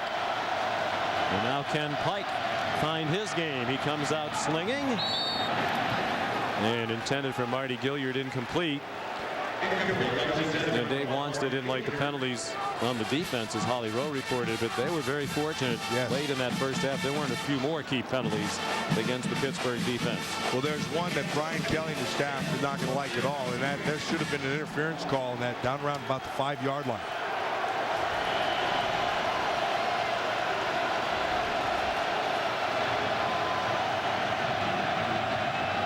Mike now 8 out of 24 passing. Under pressure and will not escape this time. Down back of the 28. Gus Mustakis, senior from South Florida, Came here in part because he's a big Dolphin fan and loved the fact that the former Dolphin coach Dave Wanstead recruited him to Pittsburgh. Look down here, nowhere to go. Look up top, nowhere to go. In the center of the field, good coverage by Jared Holly. And then Mustakas takes advantage of the coverage down the field and gets himself a sack. Loss of 5. First time they've sacked Pike. They have pressured him several times. Trouble with the snap, and he has to cover it back at the 20-yard line. That'll go as another sack for Mustakas. That's an FOP, fall on pile. It's just a little off course, and Pike can't handle it, and Mustakas comes in and gives him a belly flop. You got to love that. You get a tackle, oh boy, look at this. Let me give you have some of this belly. I want you in my belly.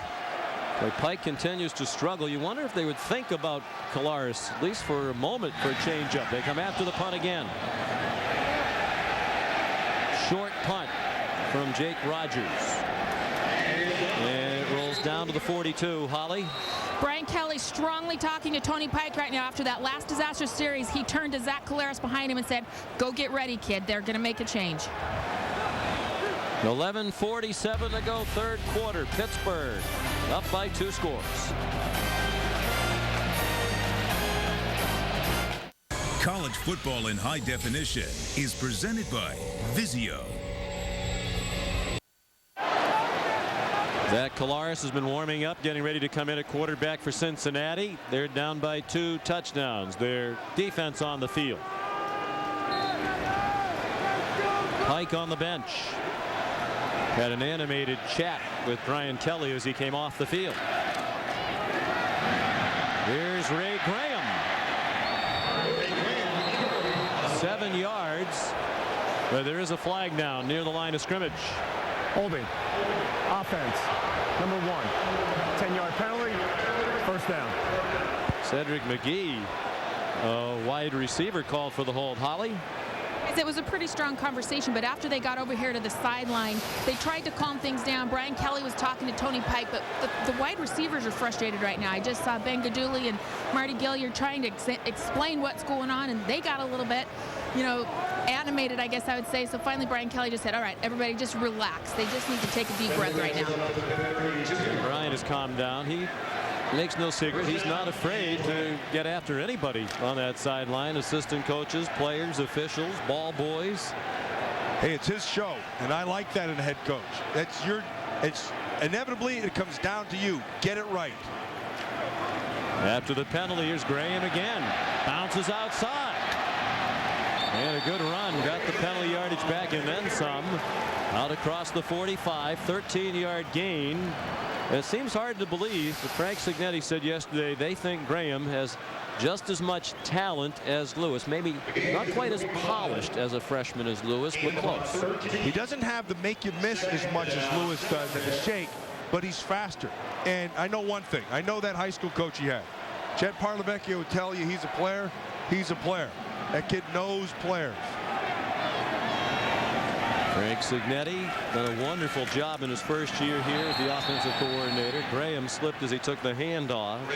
He's a Pittsburgh native, grew up here. His dad, Frank Signetti, former Pittsburgh assistant back in the late 60s, was the head coach at West Virginia and Indiana University of Pennsylvania. So Frank's been around it his whole life. Last year was the offensive coordinator at Cal in a very good situation with a good team and with a head coach he really liked. But the lure of coming back to this city he loves and working in this program brought Frank Signetti here. And Dave Wanstead gives him a lot of credit for the success of this offense. 3rd down and 9. Out of the gun, Stahl, and incomplete. Intended for Dorian Dickerson. And it looked like it would have been short of the marker anyway. Dorian Davis, who sees a lot of action as a backup linebacker, had the coverage. Davis does have the coverage, and the ball's thrown low and outside. It looks like that's an incompletion. That's a good call. But look, this is we said at the end of the first half, that Cincinnati defense is starting to pick it up, and that's another good series. 2 straight 3-and-outs forced by the Cincinnati defense after a frenetic pace to this game in the first half. The defenses are taking over. High high and very short punt off the foot of Dan Hutchins. Well, that was pathetic. Well, they want to keep it away from Gilliard. Dave wants that set. Now, don't get on the kicker if he punts it out of bounds. I can see punting it out of bounds down the field, but holy smokes, that was shanky very much. There's a flag down the official far sideline indicating holding against Cincinnati. Why would you hold when the ball was going out of bounds?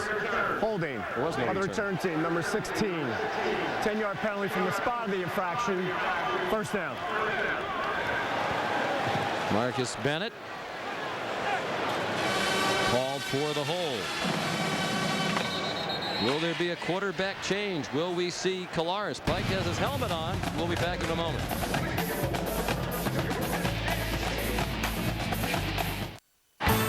College football presented by Kay Jewelers. Brought to you by the Coach's Trophy presented by Dr. Pepper. And Citizen Eco Drive. Fueled by light. It never needs a battery. Unstoppable. Sean McDonough, Matt Millen, Holly Rowe. Our producer, Bo Garrett, our director, Mike Roig, our terrific ESPN ABC crew. Hasn't been a terrific day for Tony Pike. He's 3 for his last 15. Well, they've gotten him out of the pocket, and they've gotten him out of his comfort zone. And then there's been bad snaps, and there's been all kinds of things that have gone on, but they've gotten to him, and you can see him on the sideline. They had the little animated conversation. They calmed them all down. Holly Rowe just told us everybody will remain calm, and away they go. And told Kolaris to warm up, but Brian Kelly did not go to the bullpen. Isaiah Teague carries, and he gets 8. After the heat of the emotions calmed down a little bit, Kolaris, who threw some warm-up throws and rode the bike, still over there cheering him on. He was 4-0 as a starter when Pike was injured, and there was some question, would Pike go back as the starter when he was healthy, because Kolaris played so well. But Brian Kelly said Pike is their #1 quarterback, and for most of the year he's been one of the best in the country. Throwing a deep ball, and it's incomplete. Intended for Armand Binns, with coverage from Giovanni Chappelle, and right now neither offense can get anything done. You know, that's been a nice matchup all day long. Binns and Chappelle. Again, see, he gets the push. You go from hips to eyes, and once the receiver eyes get big, that's when you make your play on the ball. Chappelle's done it a few times here today. Pike had a big game last year against Pitt in Cincinnati. Completed 80% of his passes, threw for 309 yards and 3 touchdowns. Been a different story today. Cincinnati only 2 out of 8 on 3rd down, and that number's going to get better on a nice catch by DJ Woods, sophomore from Strongsville, Ohio. We started to mention it earlier. He was a big-time recruit, and now look like Dave wants it, trying to say it's incomplete. The officials do not agree. It's a catch. Brian Kelly said in part Woods, because he came to Cincinnati, is opening Cincinnati up to other big-time recruits. They're starting to consider his program more often.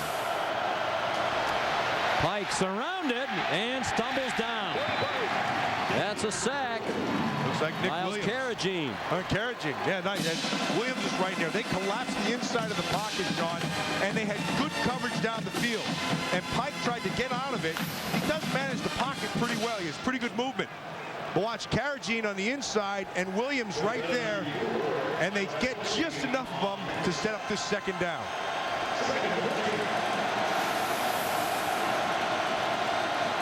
And this is not the kind of pace Cincinnati wants. They'd like to get it back into an up-tempo game when they're on offense. Deep ball, Gilliard's open. Touchdown. Forget about it. Marty Gilliard, another long score, 68 yards. Cincinnati within a touchdown.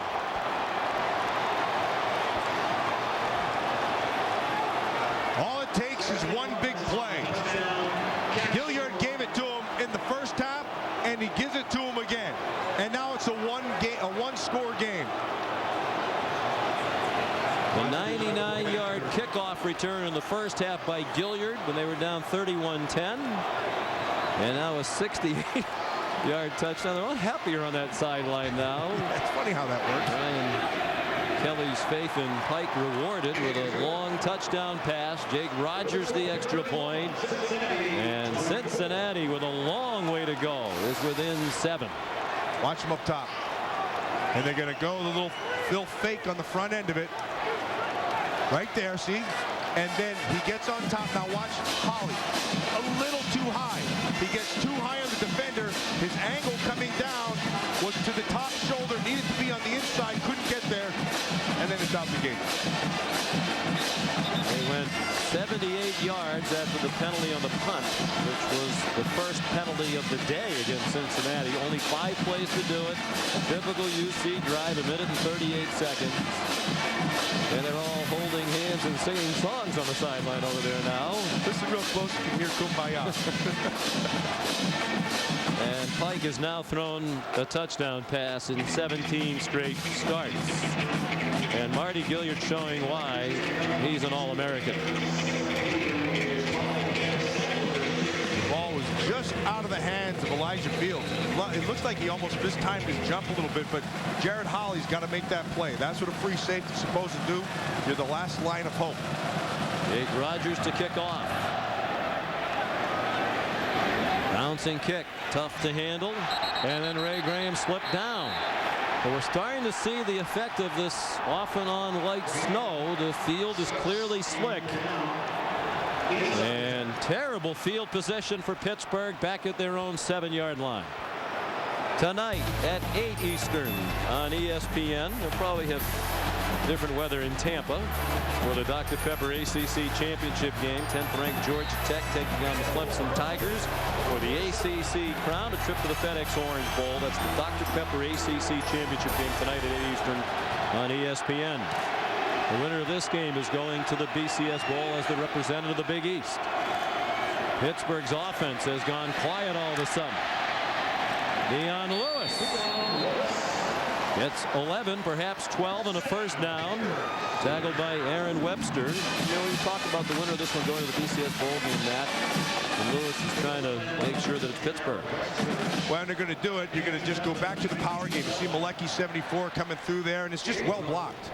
Brian Kelly said he did not think, despite the number 5 BCS ranking, that his team would get an at-large bid if they didn't win the Big East automatic bid. He said you could make a case for it on the football merits. I think we're deserving, but the reality is it's also in large part a business, and there are other potential at-large teams who travel to bowl games better than we would. So he knows if they're going to get to a BCS bowl game, in all likelihood they're going to have to win it. They won't get an at-large invitation, in his opinion. Lewis tackled by Walter Stewart and Ricardo Matthews.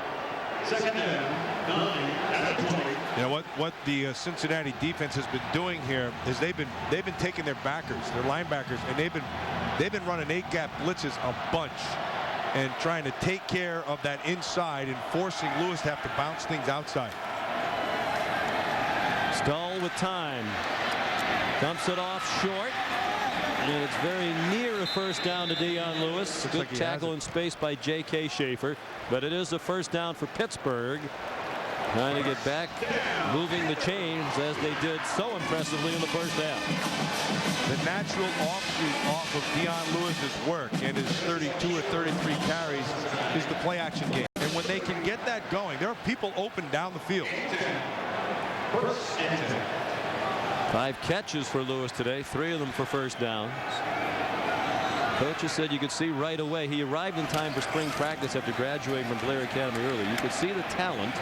The question that they had as Lewis gets to more was about durability at about 5'8", even though he's solidly put together. And over the course of the season, they've seen, Frank Signetti said, that he could handle 25 or 30 carries a game and not get worn down, although he's up to 33 and counting already today. It's funny, I was talking to one of the players yesterday, Tyler Tack, and he told us in the spring when Dion Lewis showed up, nobody knew anything about him. And he said they went out to practice, and all of a sudden, hey, our defense got really bad at tackling. And then they found out that it was him. Well, it concerns. LaShawn McCoy left early for the NFL. Oops. Flags are down. Too much motion there at the line of scrimmage for Pittsburgh. Baldwin and Hynoski seem to get their signals crossed. It's a short gain, so Gerard McGinn, the referee, wants to ask Brian Kelly if he wants to take the play. Lewis Nickel carry. shift on the offense. 5-yard penalty, second down. And they will take it. Remember the first time they had, so you can't have two guys going at the same, you can in a shift, but then he has to sit and he has to be set for at least a 2-second count, and they didn't do that. Remember in the first series they had the holding penalty that took him back, and now you get another penalty. You can't beat the flag. But Cincinnati continues to clog up the middle with their backers, which I like, and it's working for them. Second down 13. Pittsburgh once led by 21. Here comes a blitz, and Stoll is sacked. Back at the 16, J.K. Schaefer, the linebacker. This is what we were talking about, Sean. He's bringing a blitz inside. Sometimes it works in a running play because it's a run blitz and you're able to take care of the gap. This time Schaefer is just going to come down inside, and he comes clean. Just attack, and Joe Thomas is outside. Schaefer comes inside, and there's nobody. It looks like Dion Lewis should have had him, should have picked it up, and he didn't. First sack for the Bearcats today. They average just under 3 per game, and that's 11th in the nation.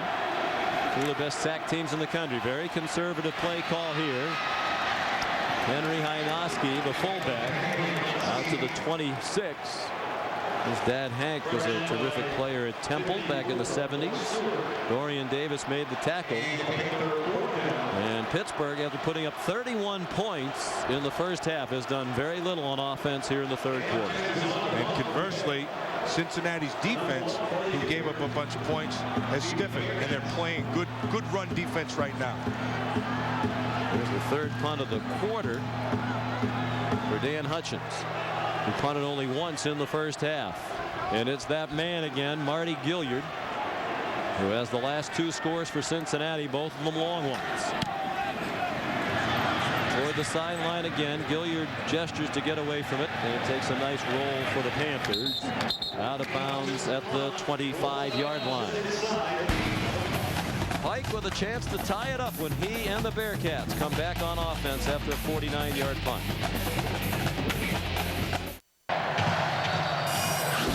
Tuesday night, Disney presents its first animated television special made exclusively for ABC. It's Disney Prep and Landing. This new holiday special tells the story of the elite unit of elves who prepare houses for Santa's arrival. Get your family ready for the holidays with this instant Christmas classic, Disney's Prep and Landing, Tuesday at 8:30, 7:30 Central on ABC. Tony something. Pike. There you go. Tony Pike. Can't beat that. Yes, sirree. I'll take 4 for Alex. Isaiah Peed weaving across the 30 to the 31. Quality 7-yard gain on first down. Well, Brian Kelly stuck with Pike. When we spoke with him the other day, Brian said Pike is a special player. Our offense really starts with him. Oh, they're outnumbered on the top. They need to push over. We'll take a look at Kelly. He knows it too. Yeah, flag down and Gilliard down after a short gain, about a yard.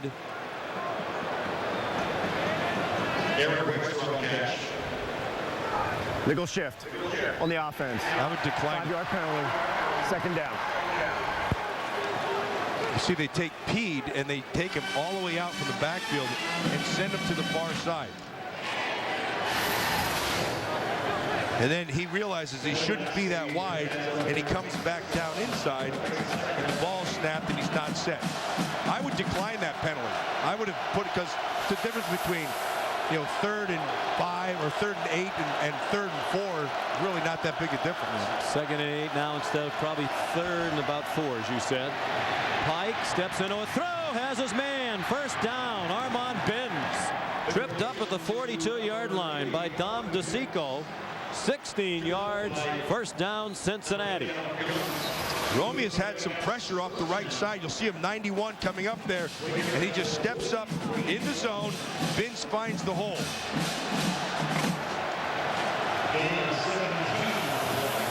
This looks like the Cincinnati team, right? Looks like they got their short straight right now, and they're playing the way they're supposed to play. A big play offense. They have a higher percentage of plays of 15 yards or more than any team in the nation. And going for another big one, not this time. Intercepted.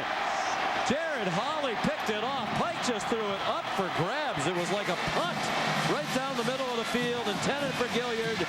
The third interception of the day from Pike, and Kelly can't believe it. He just has not seen that kind of play from Pike.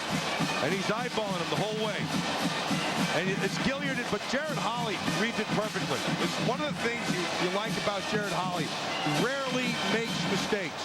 He's dependable, knows where he has to be, and he has ball skills.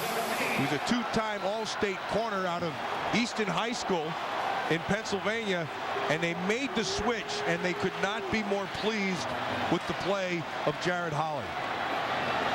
3 turnovers. They've had a punt blocked, and yet Cincinnati only down by a touchdown with 2:22 to go, third quarter. Stahl with a flag down, throws it out in the flat for Doran Dickerson. That's going to be a hold right there. Yeah, Walter Stewart got his hands on it as he came out of the backfield. Holding. Defense. Number 54. 10-yard penalty. Automatic. First down.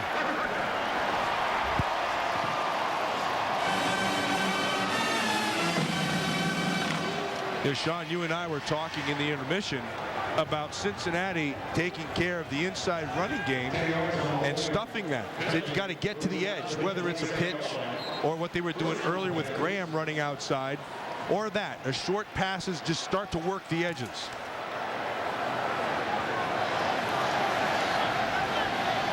Crowd trying to get back into it. This place was on fire in the first half, but the offense has been stuffed lately by this Cincinnati defense, and that continues.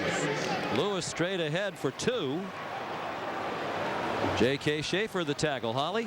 Guys, just before the half, when Pitt was really running up and down the field on this Cincinnati defense, Ricardo Matthews on the sideline was yelling at his guys, read your keys. He kept screaming it over and over, particularly to the young interior defensive linemen, read your keys.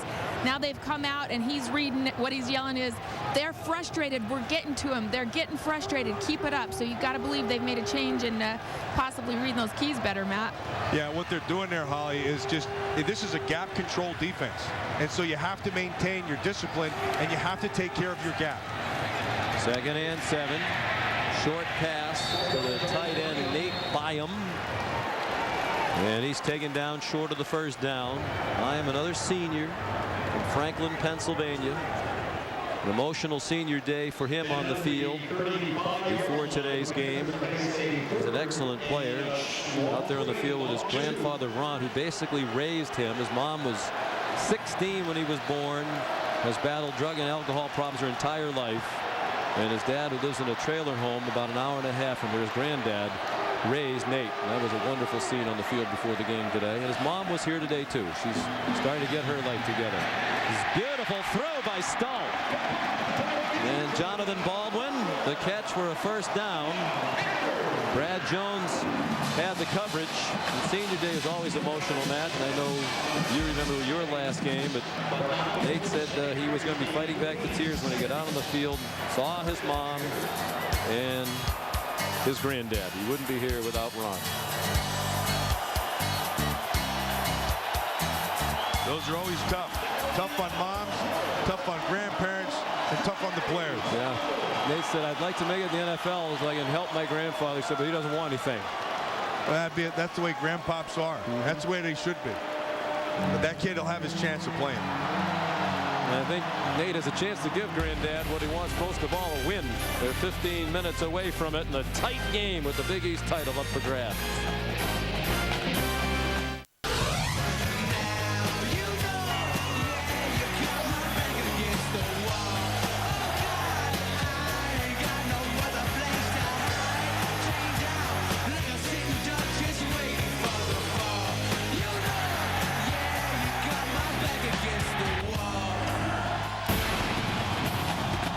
Cincinnati had its back against the wall in this Big East championship game. They were down by 21. Now it's a 7-point game. We welcome you back to college football presented by Kay Jewelers. Pittsburgh did not score in the third quarter. They're scoring their first 5 possessions. Bill Stull going deep. First play of the fourth quarter, and it's intercepted. Dominique Battle picks it off for Cincinnati. I don't know where he was trying to throw that ball. There was a defender on the inside to Dickerson and Baldwin on the outside, and he split the difference. We'll say this, the defender was wide open. He hit him right in stride. That's a nice job of going and tracking that ball. These two teams are among the teams in the country that have the fewest turnovers. Cincinnati had the fewest coming in, 7. Pittsburgh had committed only 11, but Stull's just thrown his second interception. It's the second of the season for Battle, a sophomore from Boca Raton, Florida. So Cincinnati down by a touchdown from its own 7. Opening seconds of the fourth quarter. Pike, play action pass. Caught, and then it pops loose. Hit Armand Binns, and then popped away with Giovanni Chappelle nearby, and Binns is chagrined that he couldn't come up with it. You know, that's been a nice battle all day long. Binns will go get the ball. He just couldn't quite hold on to that one. But Chappelle, of course, it's a run out, and then he's going to make the break to come back. You're going to give that underneath stuff up, and you're going to come down and make the tackle. That's he's playing it right. You would say Armand had trouble tucking it into the bins. Dun. Hello. Be good to your waiters and waitresses. Second and 10. Pike, another inside fake, going deep. Gilliard's behind the defender, and it is incomplete. Aaron Berry had the coverage. If Pike had thrown that deeper and let Gilliard run under it, he was gone again, because as that ball was in the air, Gilliard was behind Berry. Now watch Berry. He's going to skate to the top, and then he shakes him right there. It's a double move. And Berry, ooh, boy, that's another one that's close of running up on that thing. Gilliard doesn't come down with it. Big third down. Third down and 10. Pike design roll. Waving receivers. Throws it away. 3 and out for the Pittsburgh defense. The ball sheared, made life difficult for Pike. Yeah, and he was looking again for Gilliard, and you saw him motioning down the field. And this time, DeSico came over the top, Jared Holly came over the top, and you still had Berry there. So, here's Berry on the top side, and they're playing the zone. He's going to run to the top, and now see Gilliard come through. And Holly takes care of it. Boy, that kid Holly has played a heck of a game here today. Phil Bennett has to be so pleased with the way his defense is played. Pittsburgh blocked the punt. This was a line drive shot off the foot of Jake Rogers. That's returnable.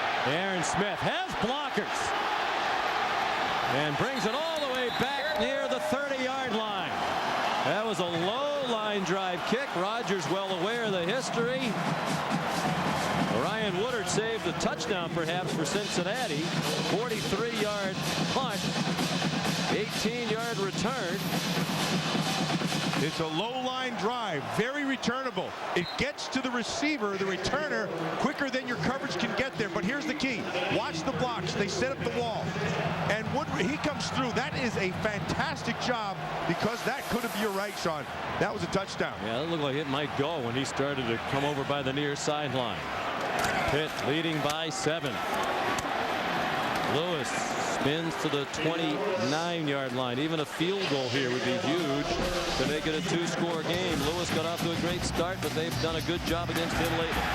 Well, when he gets to the edge, and he has that, like we've talked about, documented all game long. He can shake you, he can make you miss, has uncanny balance. What he lacks is a burst and that next level speed. If he had that, there's a couple of runs. He could have hit another gear and gotten some big stuff. 35 carries for Lewis. 36 carries for Lewis. He's inside the 25 and about 2 yards short of a first down, tackled by Aaron Webster. He's also, by all accounts, a very impressive young man. Dave Wanstead, he looked at that highlight tape, saw 6 plays to give him a scholarship, said, but let's bring him in and get a measure of him as a person. He said as soon as he met him, talked to him, he came from a terrific prep school environment at Blair Academy, well raised by his folks in Albany. Just a neat kid. Adam Gunn, the linebacker, said he's the most mature freshman we've had in this program. 6 away from the single game record for carries. First down. down. Lewis weaves his way to the 15-yard line. Certainly in field goal range now with 13 minutes to go in the battle for the Big East title. Boy, he's good in traffic. He is good in the soup. Watch Hynoski. Now watch everybody. Just great patience. And then come back inside, see the feet, and then the dart. He just had that one more gear. That'd be really, I mean, he's special so as it is. But if he had another gear, we'd be hanging his banner up in a few years next to TD's. Bill Thomas helped lead the way, four-year starter at left guard. They've had so many great players here at Pittsburgh, and that's one of the things the coaches sell. The great tradition here. Lewis, touchdown! Put the banner up for Dion Lewis.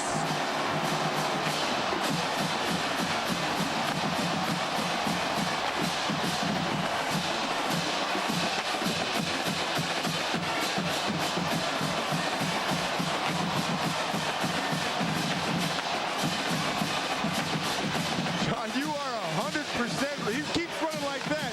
We'll be watching the unfurling of that banner in a few years. And good play calling. Worked well on the previous play. It looked like just about the same play dialed up by Frank Signetti. 15-yard touchdown. All four carries on that possession from Dion Lewis. They're starting to think about a BCS bowl, but a long way to go against this high-scoring Cincinnati team.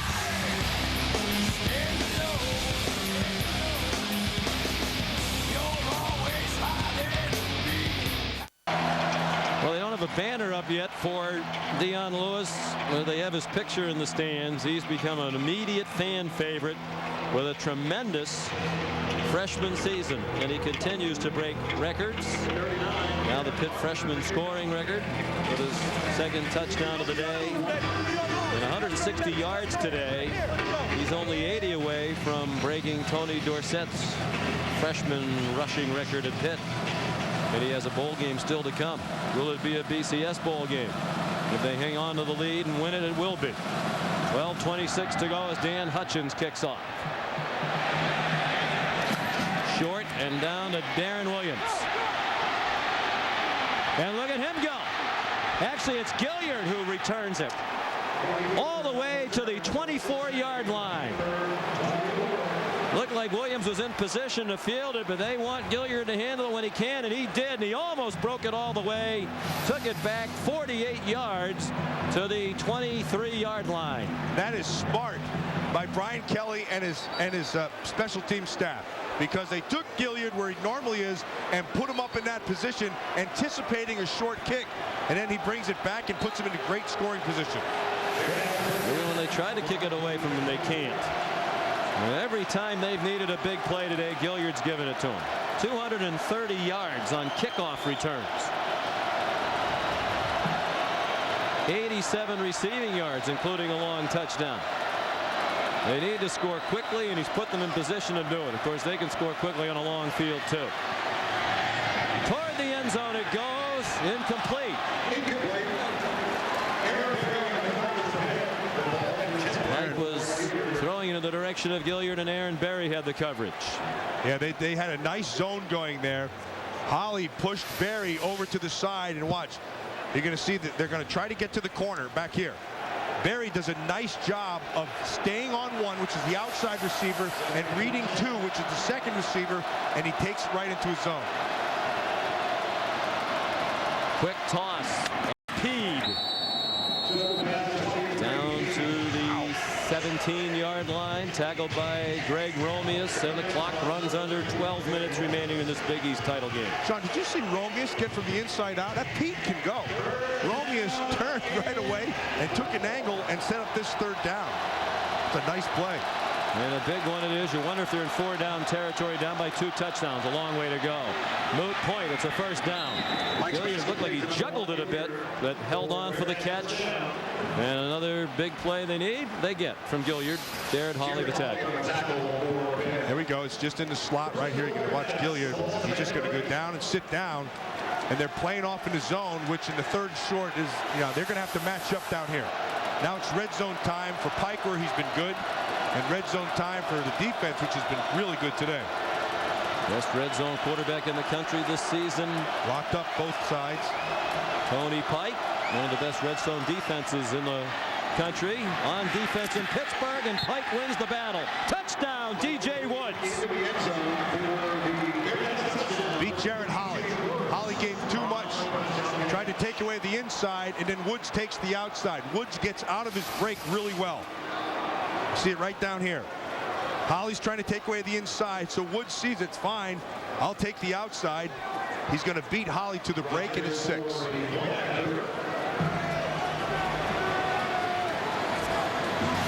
And here's a very important extra point from Jake Rogers. Make it a 7-point game, and it hits the upright.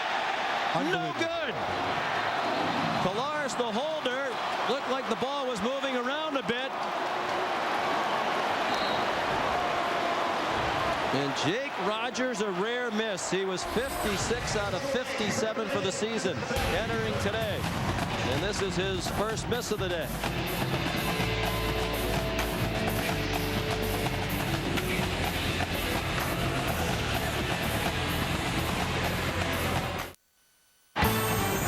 ESPN's College Football on ABC, presented by Kay Jewelers, the #1 jewelry store in America. John Hancock, the future is yours. And Bud Light, with the just right taste that's not too heavy, not too light. The difference is drinkability. Back in the Steel City, Pittsburgh, Pennsylvania. The Cincinnati Bearcats. A lot of mistakes today, uncharacteristic of Brian Kelly's team. 3 interceptions. The extra point a moment ago, the block punt. They missed a 55-yard field goal as well. But they're within a touchdown and now a 2-point conversion. And still plenty of time left as Jake Rogers kicks off. Cameron Sadler from the 3. Trying to cut across the field. And he gets pulled down at the 23-yard line. Tackled by Thomas Hilton. Tomorrow night at 8 Eastern on ESPN, join Reese Davis, Mark May, Lou Holtz, and Jesse Palmer for the Bowl Selection Special. The matchups of all 34 bowl games will be announced and dissected by our analysts. Plus, we'll be joined by players and coaches from an inside perspective. It's the Bowl Selection Special, powered by Chevy Silverado. Tomorrow night at 8 Eastern on ESPN. This Mark May, one of the all-time great players here at Pitt. Hall of Fame offensive lineman. And you think about it, Dan Marino, Tony Dorsett, Larry Fitzgerald, Mike Ditka, Bill Fralick, Mark May, Hugh Green, Joe Schmidt, to name just a few. When they talk about being able to recruit on tradition, they can. This is a great, great football town. It's always been, and it always will. They love their football here. They love the players here. They have great high school football. Pittsburgh's a place for football. You want to be there. Frank Cignetti, the offensive coordinator, says it's the best football city in America. High school, college, pro, they love it all. Stoll is sacked back at the 16-yard line by Derek Wolf.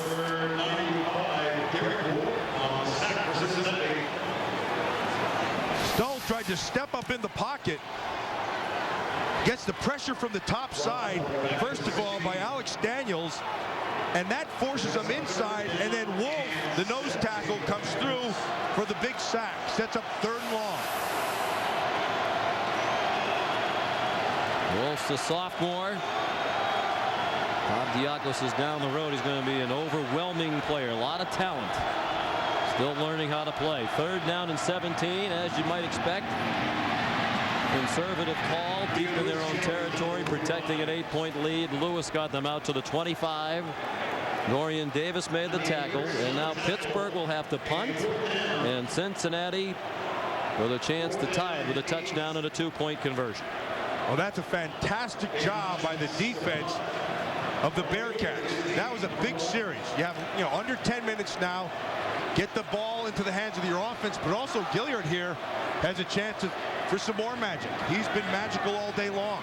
Wouldn't you kick it out of bounds again? I would. Let's see what Dan Hutchins does. Angling toward the far sideline. Good punt. Yeah, that's well done. Out of bounds, good distance, and no chance to be returned. Let's check in with Matt Weiner in New York. Thank you, Sean. It's a Taco Bell update on the Conference USA Championship game. Case Keenum uncharacteristically has thrown a pair of interceptions in this game, but he also has 4 touchdowns. That's very characteristic. That one to L.J. Castile, and they're back within 5 of East Carolina. Conference USA Championship game there. Big East title game here. Cincinnati once down by 21 points, within 8 after a missed extra point after their last score. Tony Pike has had an up and down day, but he's been a lot better in the second half than the first. Line judge blows the whistle for a timeout called by the Pittsburgh Panthers. Pittsburgh, first of the half.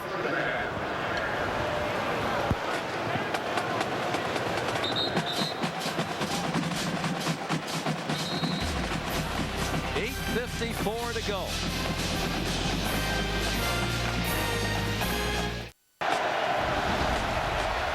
Time for our Pacific Life game summary. 8:54 to go, fourth quarter, an 8-point lead for the Pittsburgh Panthers. Their defense played very well. Held Cincinnati to 258 yards. It's a Cincinnati team that averages 472 yards per game. But the defense put on a spot again here, trying to protect an 8-point lead. And so you look at all those numbers in the time of possession, you throw it all out the window because they're one play away from tying this thing up. The handoff to Isaiah Pede, and Adam Gunn tackled him, but it's a quality gain on first down for Cincinnati. 8 yards.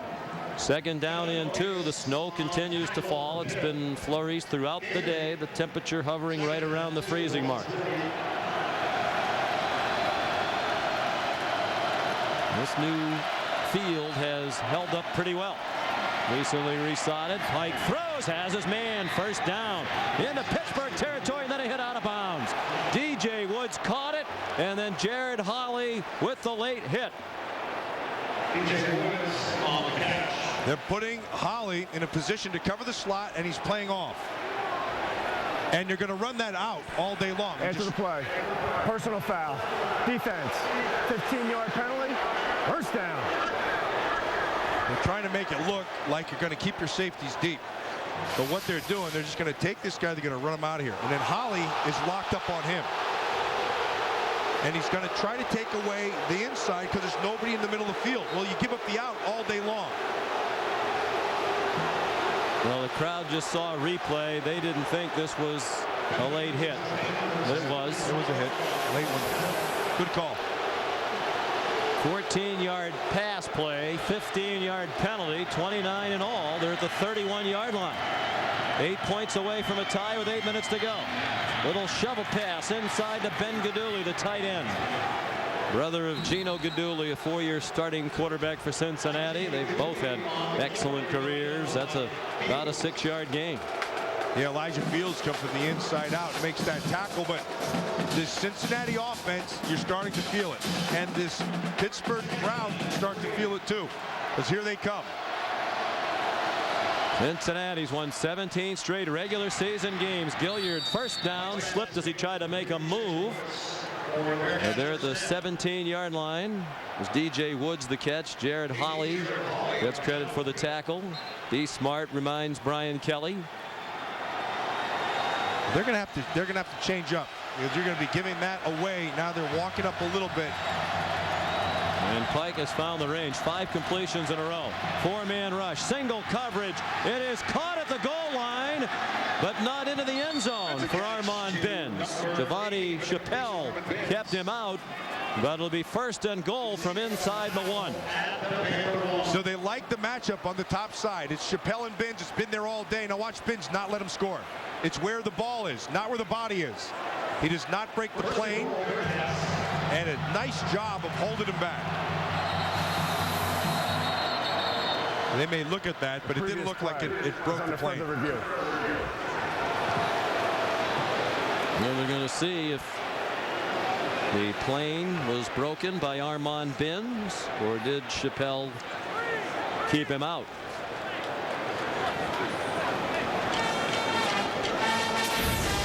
Binns will go get the ball. Man, they put it up high.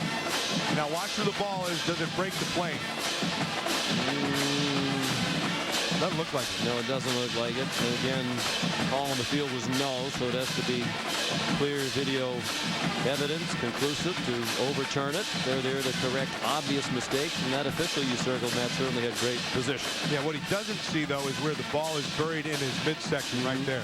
And don't forget, on this side down here, there's another official looking across the field. Point on the field is confirmed. First down, Cincinnati. It's good officiating. I like the emphasis on confirmed. We got it right. Yeah, exactly. I'll tell you, the other thing they got it right is getting the ball to Binns. Binns and Woods rather, have taken him right down the field. And part of it is schematically, they're just taking what the defense, the weakness of the defense. You can't expect that corner, in this instance, the safety, Holly, to be able to take that out throw. And here is Zach Collaros in. Looked like he juggled the handoff, kept it, and he did not get in. Tried to stick it in the belly of Pete. Don't know if he intended to give it to him or take it back, but that was almost a malfunction. Well, maybe not. Looked like it from here. Well, you good know, fake. It did look like it, and they are short. That's good. That's good defense there. But he's got the feet, and he's got the running skills, and that's why he's in right now. And he stays in. And that time he did collide with Pede, and he didn't get to the goal line. Jabal Sheard, it's actually a loss on the play, and there is a flag now. That may go against the defense of lining up in the neutral zone. Offside. Defense, number 18. Half the distance to the goal. Second down. That's the safety, Holly, up to the line of scrimmage. Yeah, he's walked up, and he's in the neutral zone. He's lined up right there. Freshman red shirt. Going to have a little bit more awareness. Huge penalty.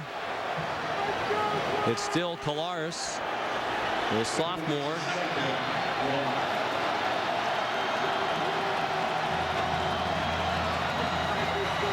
He did give it to Pete, who found the end zone. Touchdown, Bearcats. A two-point conversion away from a tie game with 5:46 to go. I was wondering when it'd get to Pete. That's the guy you want to get the ball in his hands. And now Pike comes back as they're going to go for the two-point conversion.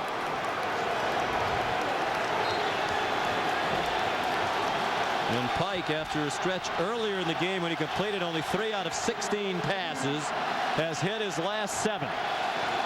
They got to take this slot receiver. Nobody's on him.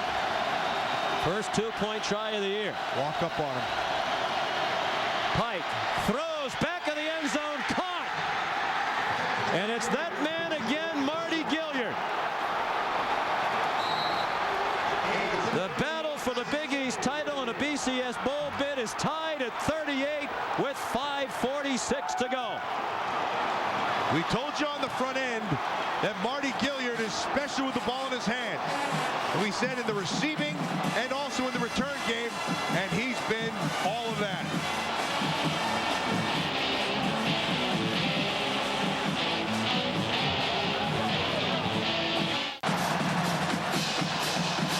Welcome back to college football, presented by K Jewelers. Cincinnati trailed 31-10. Marty Gilliard, a kickoff return to help turn the momentum. 327 total yards. He averages an astounding 187 per game, and he has broke that average today. He's been the whole show. And it's not only with his physical skills, we'll show you on the touchdown, it's with his eyes and being on the same page with the quarterback. The Big East title on the line. Just under 6 minutes to go in a tie game. Cameron Sadler. Good kickoff return. Back to the 33-yard line. Thomas Hilton made the tackle. Here's Pete, 23. He's going to just simple job of following your offensive line and getting to the edge. That's the touchdown for Pete. And now I want you to watch this. There's nobody here. The quarterback sees it, and Gilliard sees it. He knows he has one guy man-to-man to beat him with no help to the inside. So shake him right there. He freezes Holly's feet, gets to the middle of the of the field, and it's 6. And Lewis is stuffed. Credit to Cincinnati defense. What a turnaround. J.K. Schaefer and Derek Wolfe made the plays there. But this is a Pittsburgh offense. In their first 2 possessions of the game, kept it for more than 6 minutes. Both possessions, 12-play drives. They scored on each of their first 5 possessions. Here in the second half, they've had 90 yards of offense, Pittsburgh. And they've been terrific. And they've been bringing their backers inside and taking away and throttling up the inside. And so they're forcing Pittsburgh to say, okay, you're not going to beat us with Dion Lewis. Stowe, you beat us. And it is Stowe. Back to throw. Zips one. Caught. Nice move after the catch by Baldwin.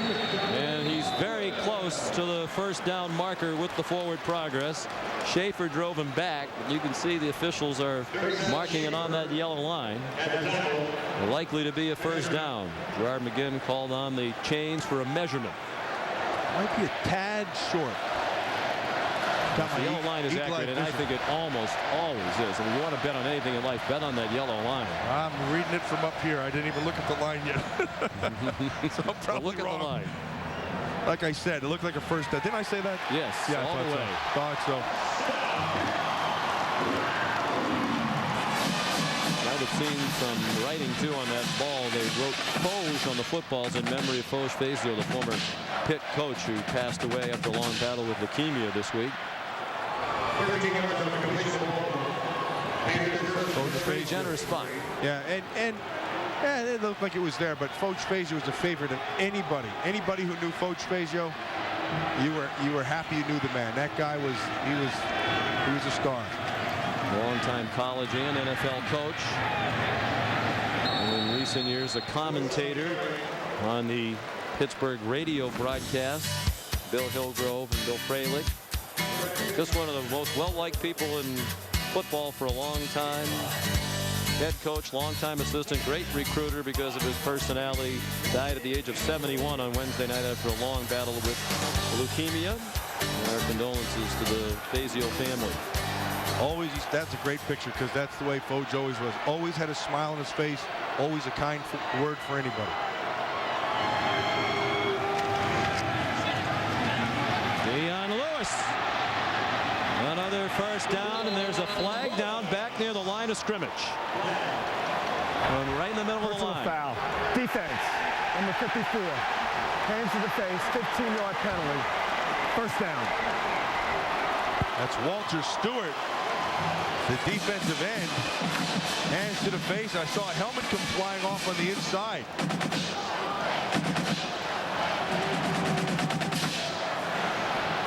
That is a huge penalty. That's going to move him down to field goal range. Yeah, he's working on Hynoski, and you see it wasn't, he just took his helmet off. he got up. You can go to the throat. They won't call that. Once you get up into the face, they're going to flag that every time.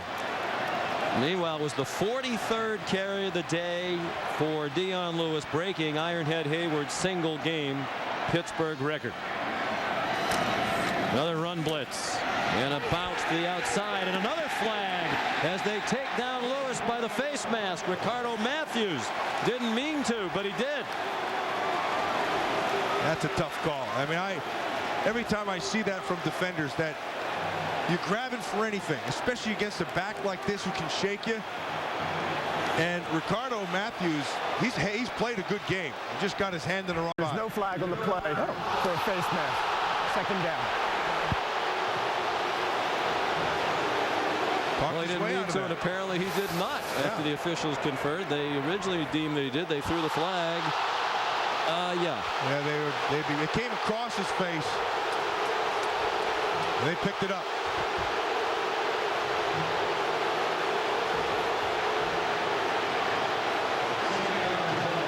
That's a point of emphasis this year, too. That is supposed to be flagged. It says right in the rule book, if there's any question, but if you took him down with the face mask, it is to be called a penalty. Certainly they had questions because they threw the flag and then they talked about it. If there's any question, it is to be called. Lewis, the ball carrier, and now a timeout called by Cincinnati. Curtis Young made the tackle. Each team with 2 timeouts in a tie game with 2:44 to go. The winner It's the BCS Bowl bid out of the Big East. If Pittsburgh wins, they'd be co-champions. If Cincinnati wins, they'd be conference champs outright. Let's check in now with Matt Weiner in New York. All right, Sean, SportsCenter right now is presented by Best Buy. Crunch time in the Conference USA Championship game. Case Keenum has thrown his 5th touchdown pass of the game to James Cleveland. They missed their 3rd PAT of the game, and then the onside kick was recovered by East Carolina. The Pirates are now trying to run out the clock on their home field for a 2nd straight title.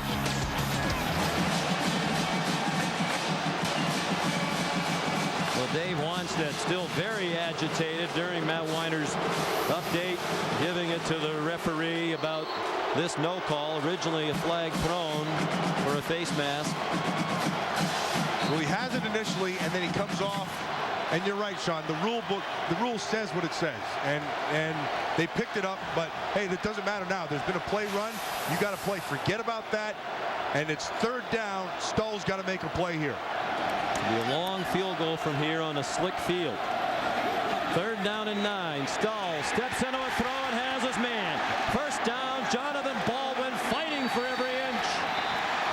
Down at the 13-yard line. That's what you want out of your senior quarterback. How far did he come? This is how far. It's a big game. You need a big play. Everybody in the house knows you're going to throw it, and you have to deliver. And he does.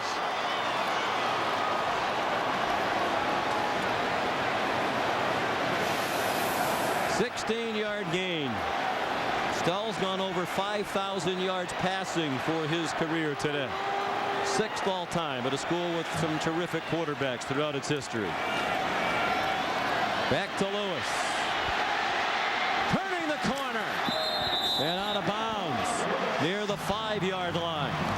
With exactly 2 minutes to go. And what he didn't want to do is get out of bounds. He wanted to keep that clock running. Better awareness, but watch the bounce. It's well blocked. Shanahan allows him to be able to get to the edge. He needed to stay in to keep that clock running. Now it is running anyway. I'm sorry. Yeah, because before 2 minutes. Right. All right. Hey, never mind. All you people listen out there, I didn't really mean that anyway. 46. He shattered the record from the late Ironhead Hayward. 4 carries more than his record back in 1987. On 2nd down. Lewis again. Touchdown!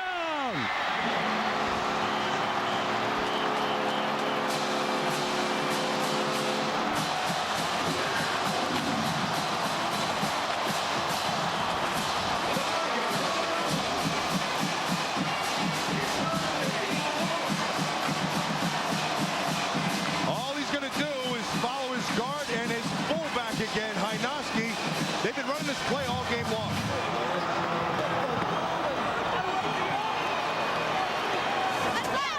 There's the great Tony Dorsett on the sideline. Watching a lot of his records get shattered. Trouble on the extra point.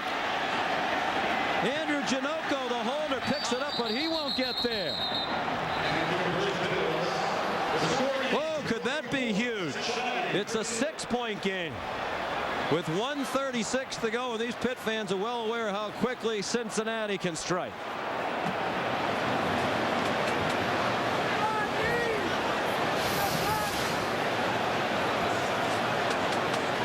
He just put the ball down and slipped out of his hand. Yeah, perfect snap by John Figger with the holder. Janocko didn't get it down cleanly. The ball never did get up off the foot of Dan Hutchins. Watch Hynoski there, and you're also going to watch right there Joe Thomas, 56. Just follow him in. Another good job by Malecki, 77. He was happy about that.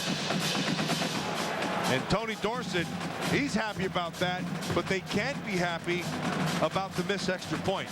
Because you said it right, Sean. This is a quick strike offense with 1:36. That could be the missed extra point to cost you the league championship in a BCS Bowl. If Cincinnati can go down quickly and score and kick an extra point. Of course, they botched one earlier and had to go for 2 after their last touchdown to get even. 9 plays on the drive, 7 runs by Lewis, and the 2 key passes to Baldwin to cover the 67 yards, the last 5 on the run by Lewis. The winner gets the Big East BCS automatic bowl berth. 1:36 to decide it. And again, Gilliard looms as the return man for Cincinnati. Plenty of time. 2 timeouts. They stop the clock on first downs. There's all kinds of time. He has 230 yards of returns. Will he have a chance to do it again? Yes, he will. Marty Gilliard. Oh, he slipped. Bounced off a couple of hits, and then as he went to make a move at the 37, he slipped. Panthers are saying they have the ball. The officials are saying no, Gilliard's down, but he's given Cincinnati excellent field position. 26-yard return. Yep, just as he went to cut, his feet slipped. He has been electric all day long. Cincinnati 61 yards away. Pike under duress throws it to the far sideline. Caught by Gilliard. Tackled in bounds by Fields. Cincinnati with 2 timeouts left. 1:17 and the clock running. They have an experienced quarterback running the show. And one of the best play callers in the country dialing up the calls. 4-man rush again. Pike over the middle. Caught again. First down to the 44-yard line of Pittsburgh. DJ Woods tackled by Aaron Berry. 1:02 to go. 15 yards. He's going to go with a 3-man rush and get coverage. Pike has him right where he wants him. Tight formation. All the receivers in close. Pike has some running room. Still behind the line. Lofts it over the middle. Caught. First down. 28-yard line. Gilliard again. 15 yards. 39 seconds to go. Fantastic by Gilliard. He sees he's in trouble and just comes back to the football. Pike sees him and he's able to make the catch. Well, timeout Cincinnati. I'm a bit surprised by that, Matt, in that they seem to have the Pitt defense on their heels, scrambling. The clock had stopped to move the chains. They could have gotten up there quickly, ready to go again. Gilliard's covered, and they have a safety on top, but he sees he's in trouble and comes back all the way so Pike can spot him and picks up the first down. Well, Gilliard's played a heck of a football game. That's as good as you're going to see in the return game and the receiving game. Well, Heisman ballots are due on Monday. Holy Some already voted. Might want a chance to refigure. What a season he's had. What a career he's had. The only receiver in Cincinnati history with back-to-back 1,000-yard receiving seasons. A force as we've seen all day in the return game. Tuesday night on ABC, the season premiere of the hysterically twisted, utterly original Better Off Ted with special guest star Taye Diggs, 9:30, 8:30 Central on ABC. 5 receivers spread the formation for Cincinnati. Man-to-man down here with Binns, again with Chappelle. It's been something he's liked all day. A whole lot of field to work with. Cincinnati 28 yards and an extra point away from taking the lead. To the end zone it goes. Caught! Touchdown, Armand Binns! Flag down, line of scrimmage. Offside. Defense, number 91. Pounds decline. Touchdown. Greg Romeus was offside, and they can continue to party in the Cincinnati section. And now the extra point to give them the lead. And bear in mind that on their last try, kicking an extra point, they had trouble. Zach Collaros, the holder, fiddled with the ball around his knee. It is good! Jake Rogers gives Cincinnati a 1-point lead, still 33 seconds to go. A 29-yard touchdown pass. 4 plays, 61 yards, 1:03. One of the best quick strike teams in the country has done it again when they needed it most. Armand Binns right here, working on Chappelle. We said it all by himself. He had a whole field. Chappelle falls down. That was the type of throw that was. He had already gotten to his top. That was going to be 6 regardless. See, he's on top right there. And that is a perfect throw, and it's touchdown.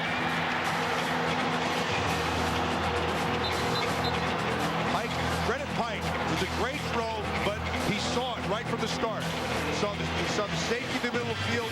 Nobody over there. It's one-on-one. You take your shot. You think back to how bad Pike was in the first half. 8 for 23. He's thrown a couple of interceptions, only his 4th and 5th of the year.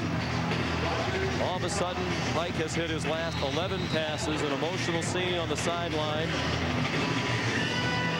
They're now 33 seconds away from an outright Big East championship. Good kick by Rogers.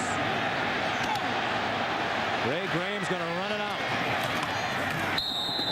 And he's out of bounds at the 19-yard line. They wanted a late hit on the Pittsburgh sideline. They won't get it. And here is the difference in the game right now. The disaster on the extra point after the go-ahead touchdown was scored by Pittsburgh when Andrew Janocko, the holder, couldn't get it down for Dan Hutchins. He's hoping to have a chance to win it with a field goal, but they have a long way to go and little time to do it. That should not, as a kick, should not have been run out. Not only did they not get the 20, but they took off 11 seconds. And now it's Stahl with a long time to throw, but nowhere to throw it. Deflected pass incomplete. Looking in the direction of Lewis. Cedric McGee, a wide receiver, also out there. And what has been a scintillating senior season for Bill Stull. The regular season is going to end with a dramatic thud unless he can rescue it here in the final 22 seconds. He's got 2 timeouts, but he has about, he's probably got 45 yards to go.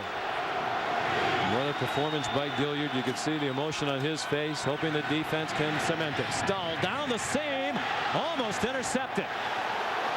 Looking for Doran Dickerson, who was well covered.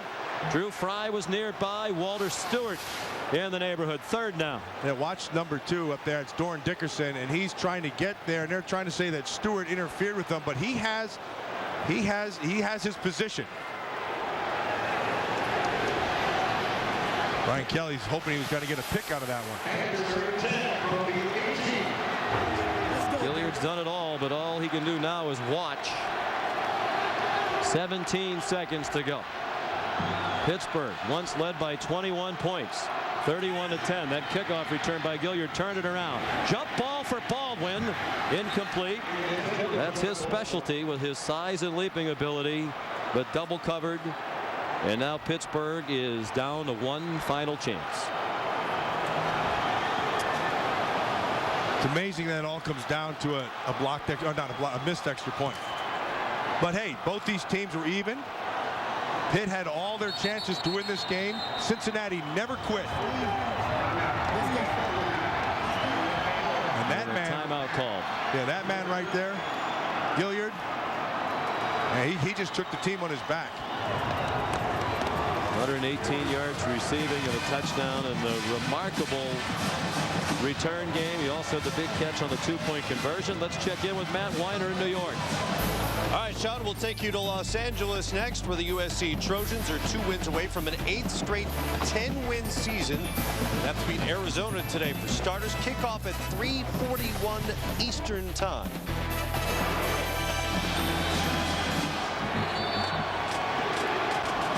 Trojans need to win that one to keep their hope for an 8th straight 10-win season alive, but much more at stake here.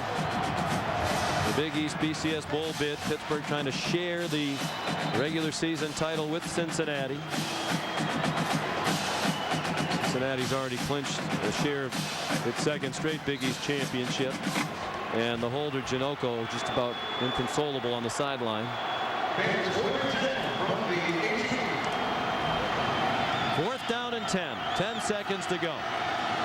Pittsburgh is at its own 18-yard line. The ball is out, and he's down back at the 10-yard line. Dorian Davis and Curtis Young. Dan Giordano also in on the play, and they're 3 seconds away. No flags on the play. 3 straight incompletions and a sack for that Cincinnati defense. That is just when you have to have a big play, just blow off the side. The right defensive end just gets off the ball fast. And he gets to Pinkston's edge. Watch, 77. He gets to his edge really fast. That's Young, 98. And that's all he needed. He started it, and then Alex Daniels finished it. What a great comeback win by these Bearcats. They never quit. They had a lot of times in the middle of this game to say, hey, this thing's going wrong. And they didn't. The quarterback, Pike, got his game back together, and then Gilliard really just took this thing and ran with it, literally. The two of them, the great stars for the Cincinnati offense. Pike and Gilliard emerged. Gilliard in the kick game as well. And Cincinnati has won back-to-back outright conference champions for the first time since 1951 and 1952. And they won the Mid-American Athletic Conference. Gilliard 374 total yards, and Pike hit his last 11 passes. And the Cincinnati defense was superb in the second half. And here's Holly Rowe. Coach, there was a point in this game you guys were down 31-10. What started to change at that point? We just keep playing, and I told them at halftime, look, we just stay together, keep fighting. That's been our style all year, and we just made some more plays down the stretch. I'm just so proud of our football team and the way they persevered. Tony Pike was struggling at one point in this game. You guys had some good words on the sideline. How did that get turned around? Well, you know, I just told him you got to be more aggressive. You're in a championship game. You can't wish and hope. You got to go get it and go do it. And he responded with some big plays. At the end of the day, though, Coach, your defense had to come alive, and they did. What was different about them? I just think that they dug down deep. We're far from perfect defensively, but those kids played so hard and kept fighting. And again, at the end of the day, we had to make a couple of stops, and we did. Coach, you're perfect on the season. What consideration does this team deserve? Hey, you know, we won them all. Beat some really good football teams, and we'll be rooting hard. I love Mac Brown at Texas, but we'll be rooting pretty hard for Nebraska. Go Nebraska, go Cornhuskers. Thanks, Coach Kelly. If the national championship dreams are still alive, there's no question they are the Big East champions outright, and they're on their way to a BCS Bowl for the second year in a row. Dion Lewis, 47 carries, 194 yards, and 3 touchdowns in defeat for Pittsburgh. Along the river, they'll be talking about that missed extra point for a long time. 45-44 the final. For complete wrap-up of this game, ESPN News in just a few minutes. Great action on ABC. Arizona and USC tonight at 8. Brian Kelly be watching Texas and Nebraska. For Matt Millen, Holly Rowe, Sean McDonough, so long from Pittsburgh.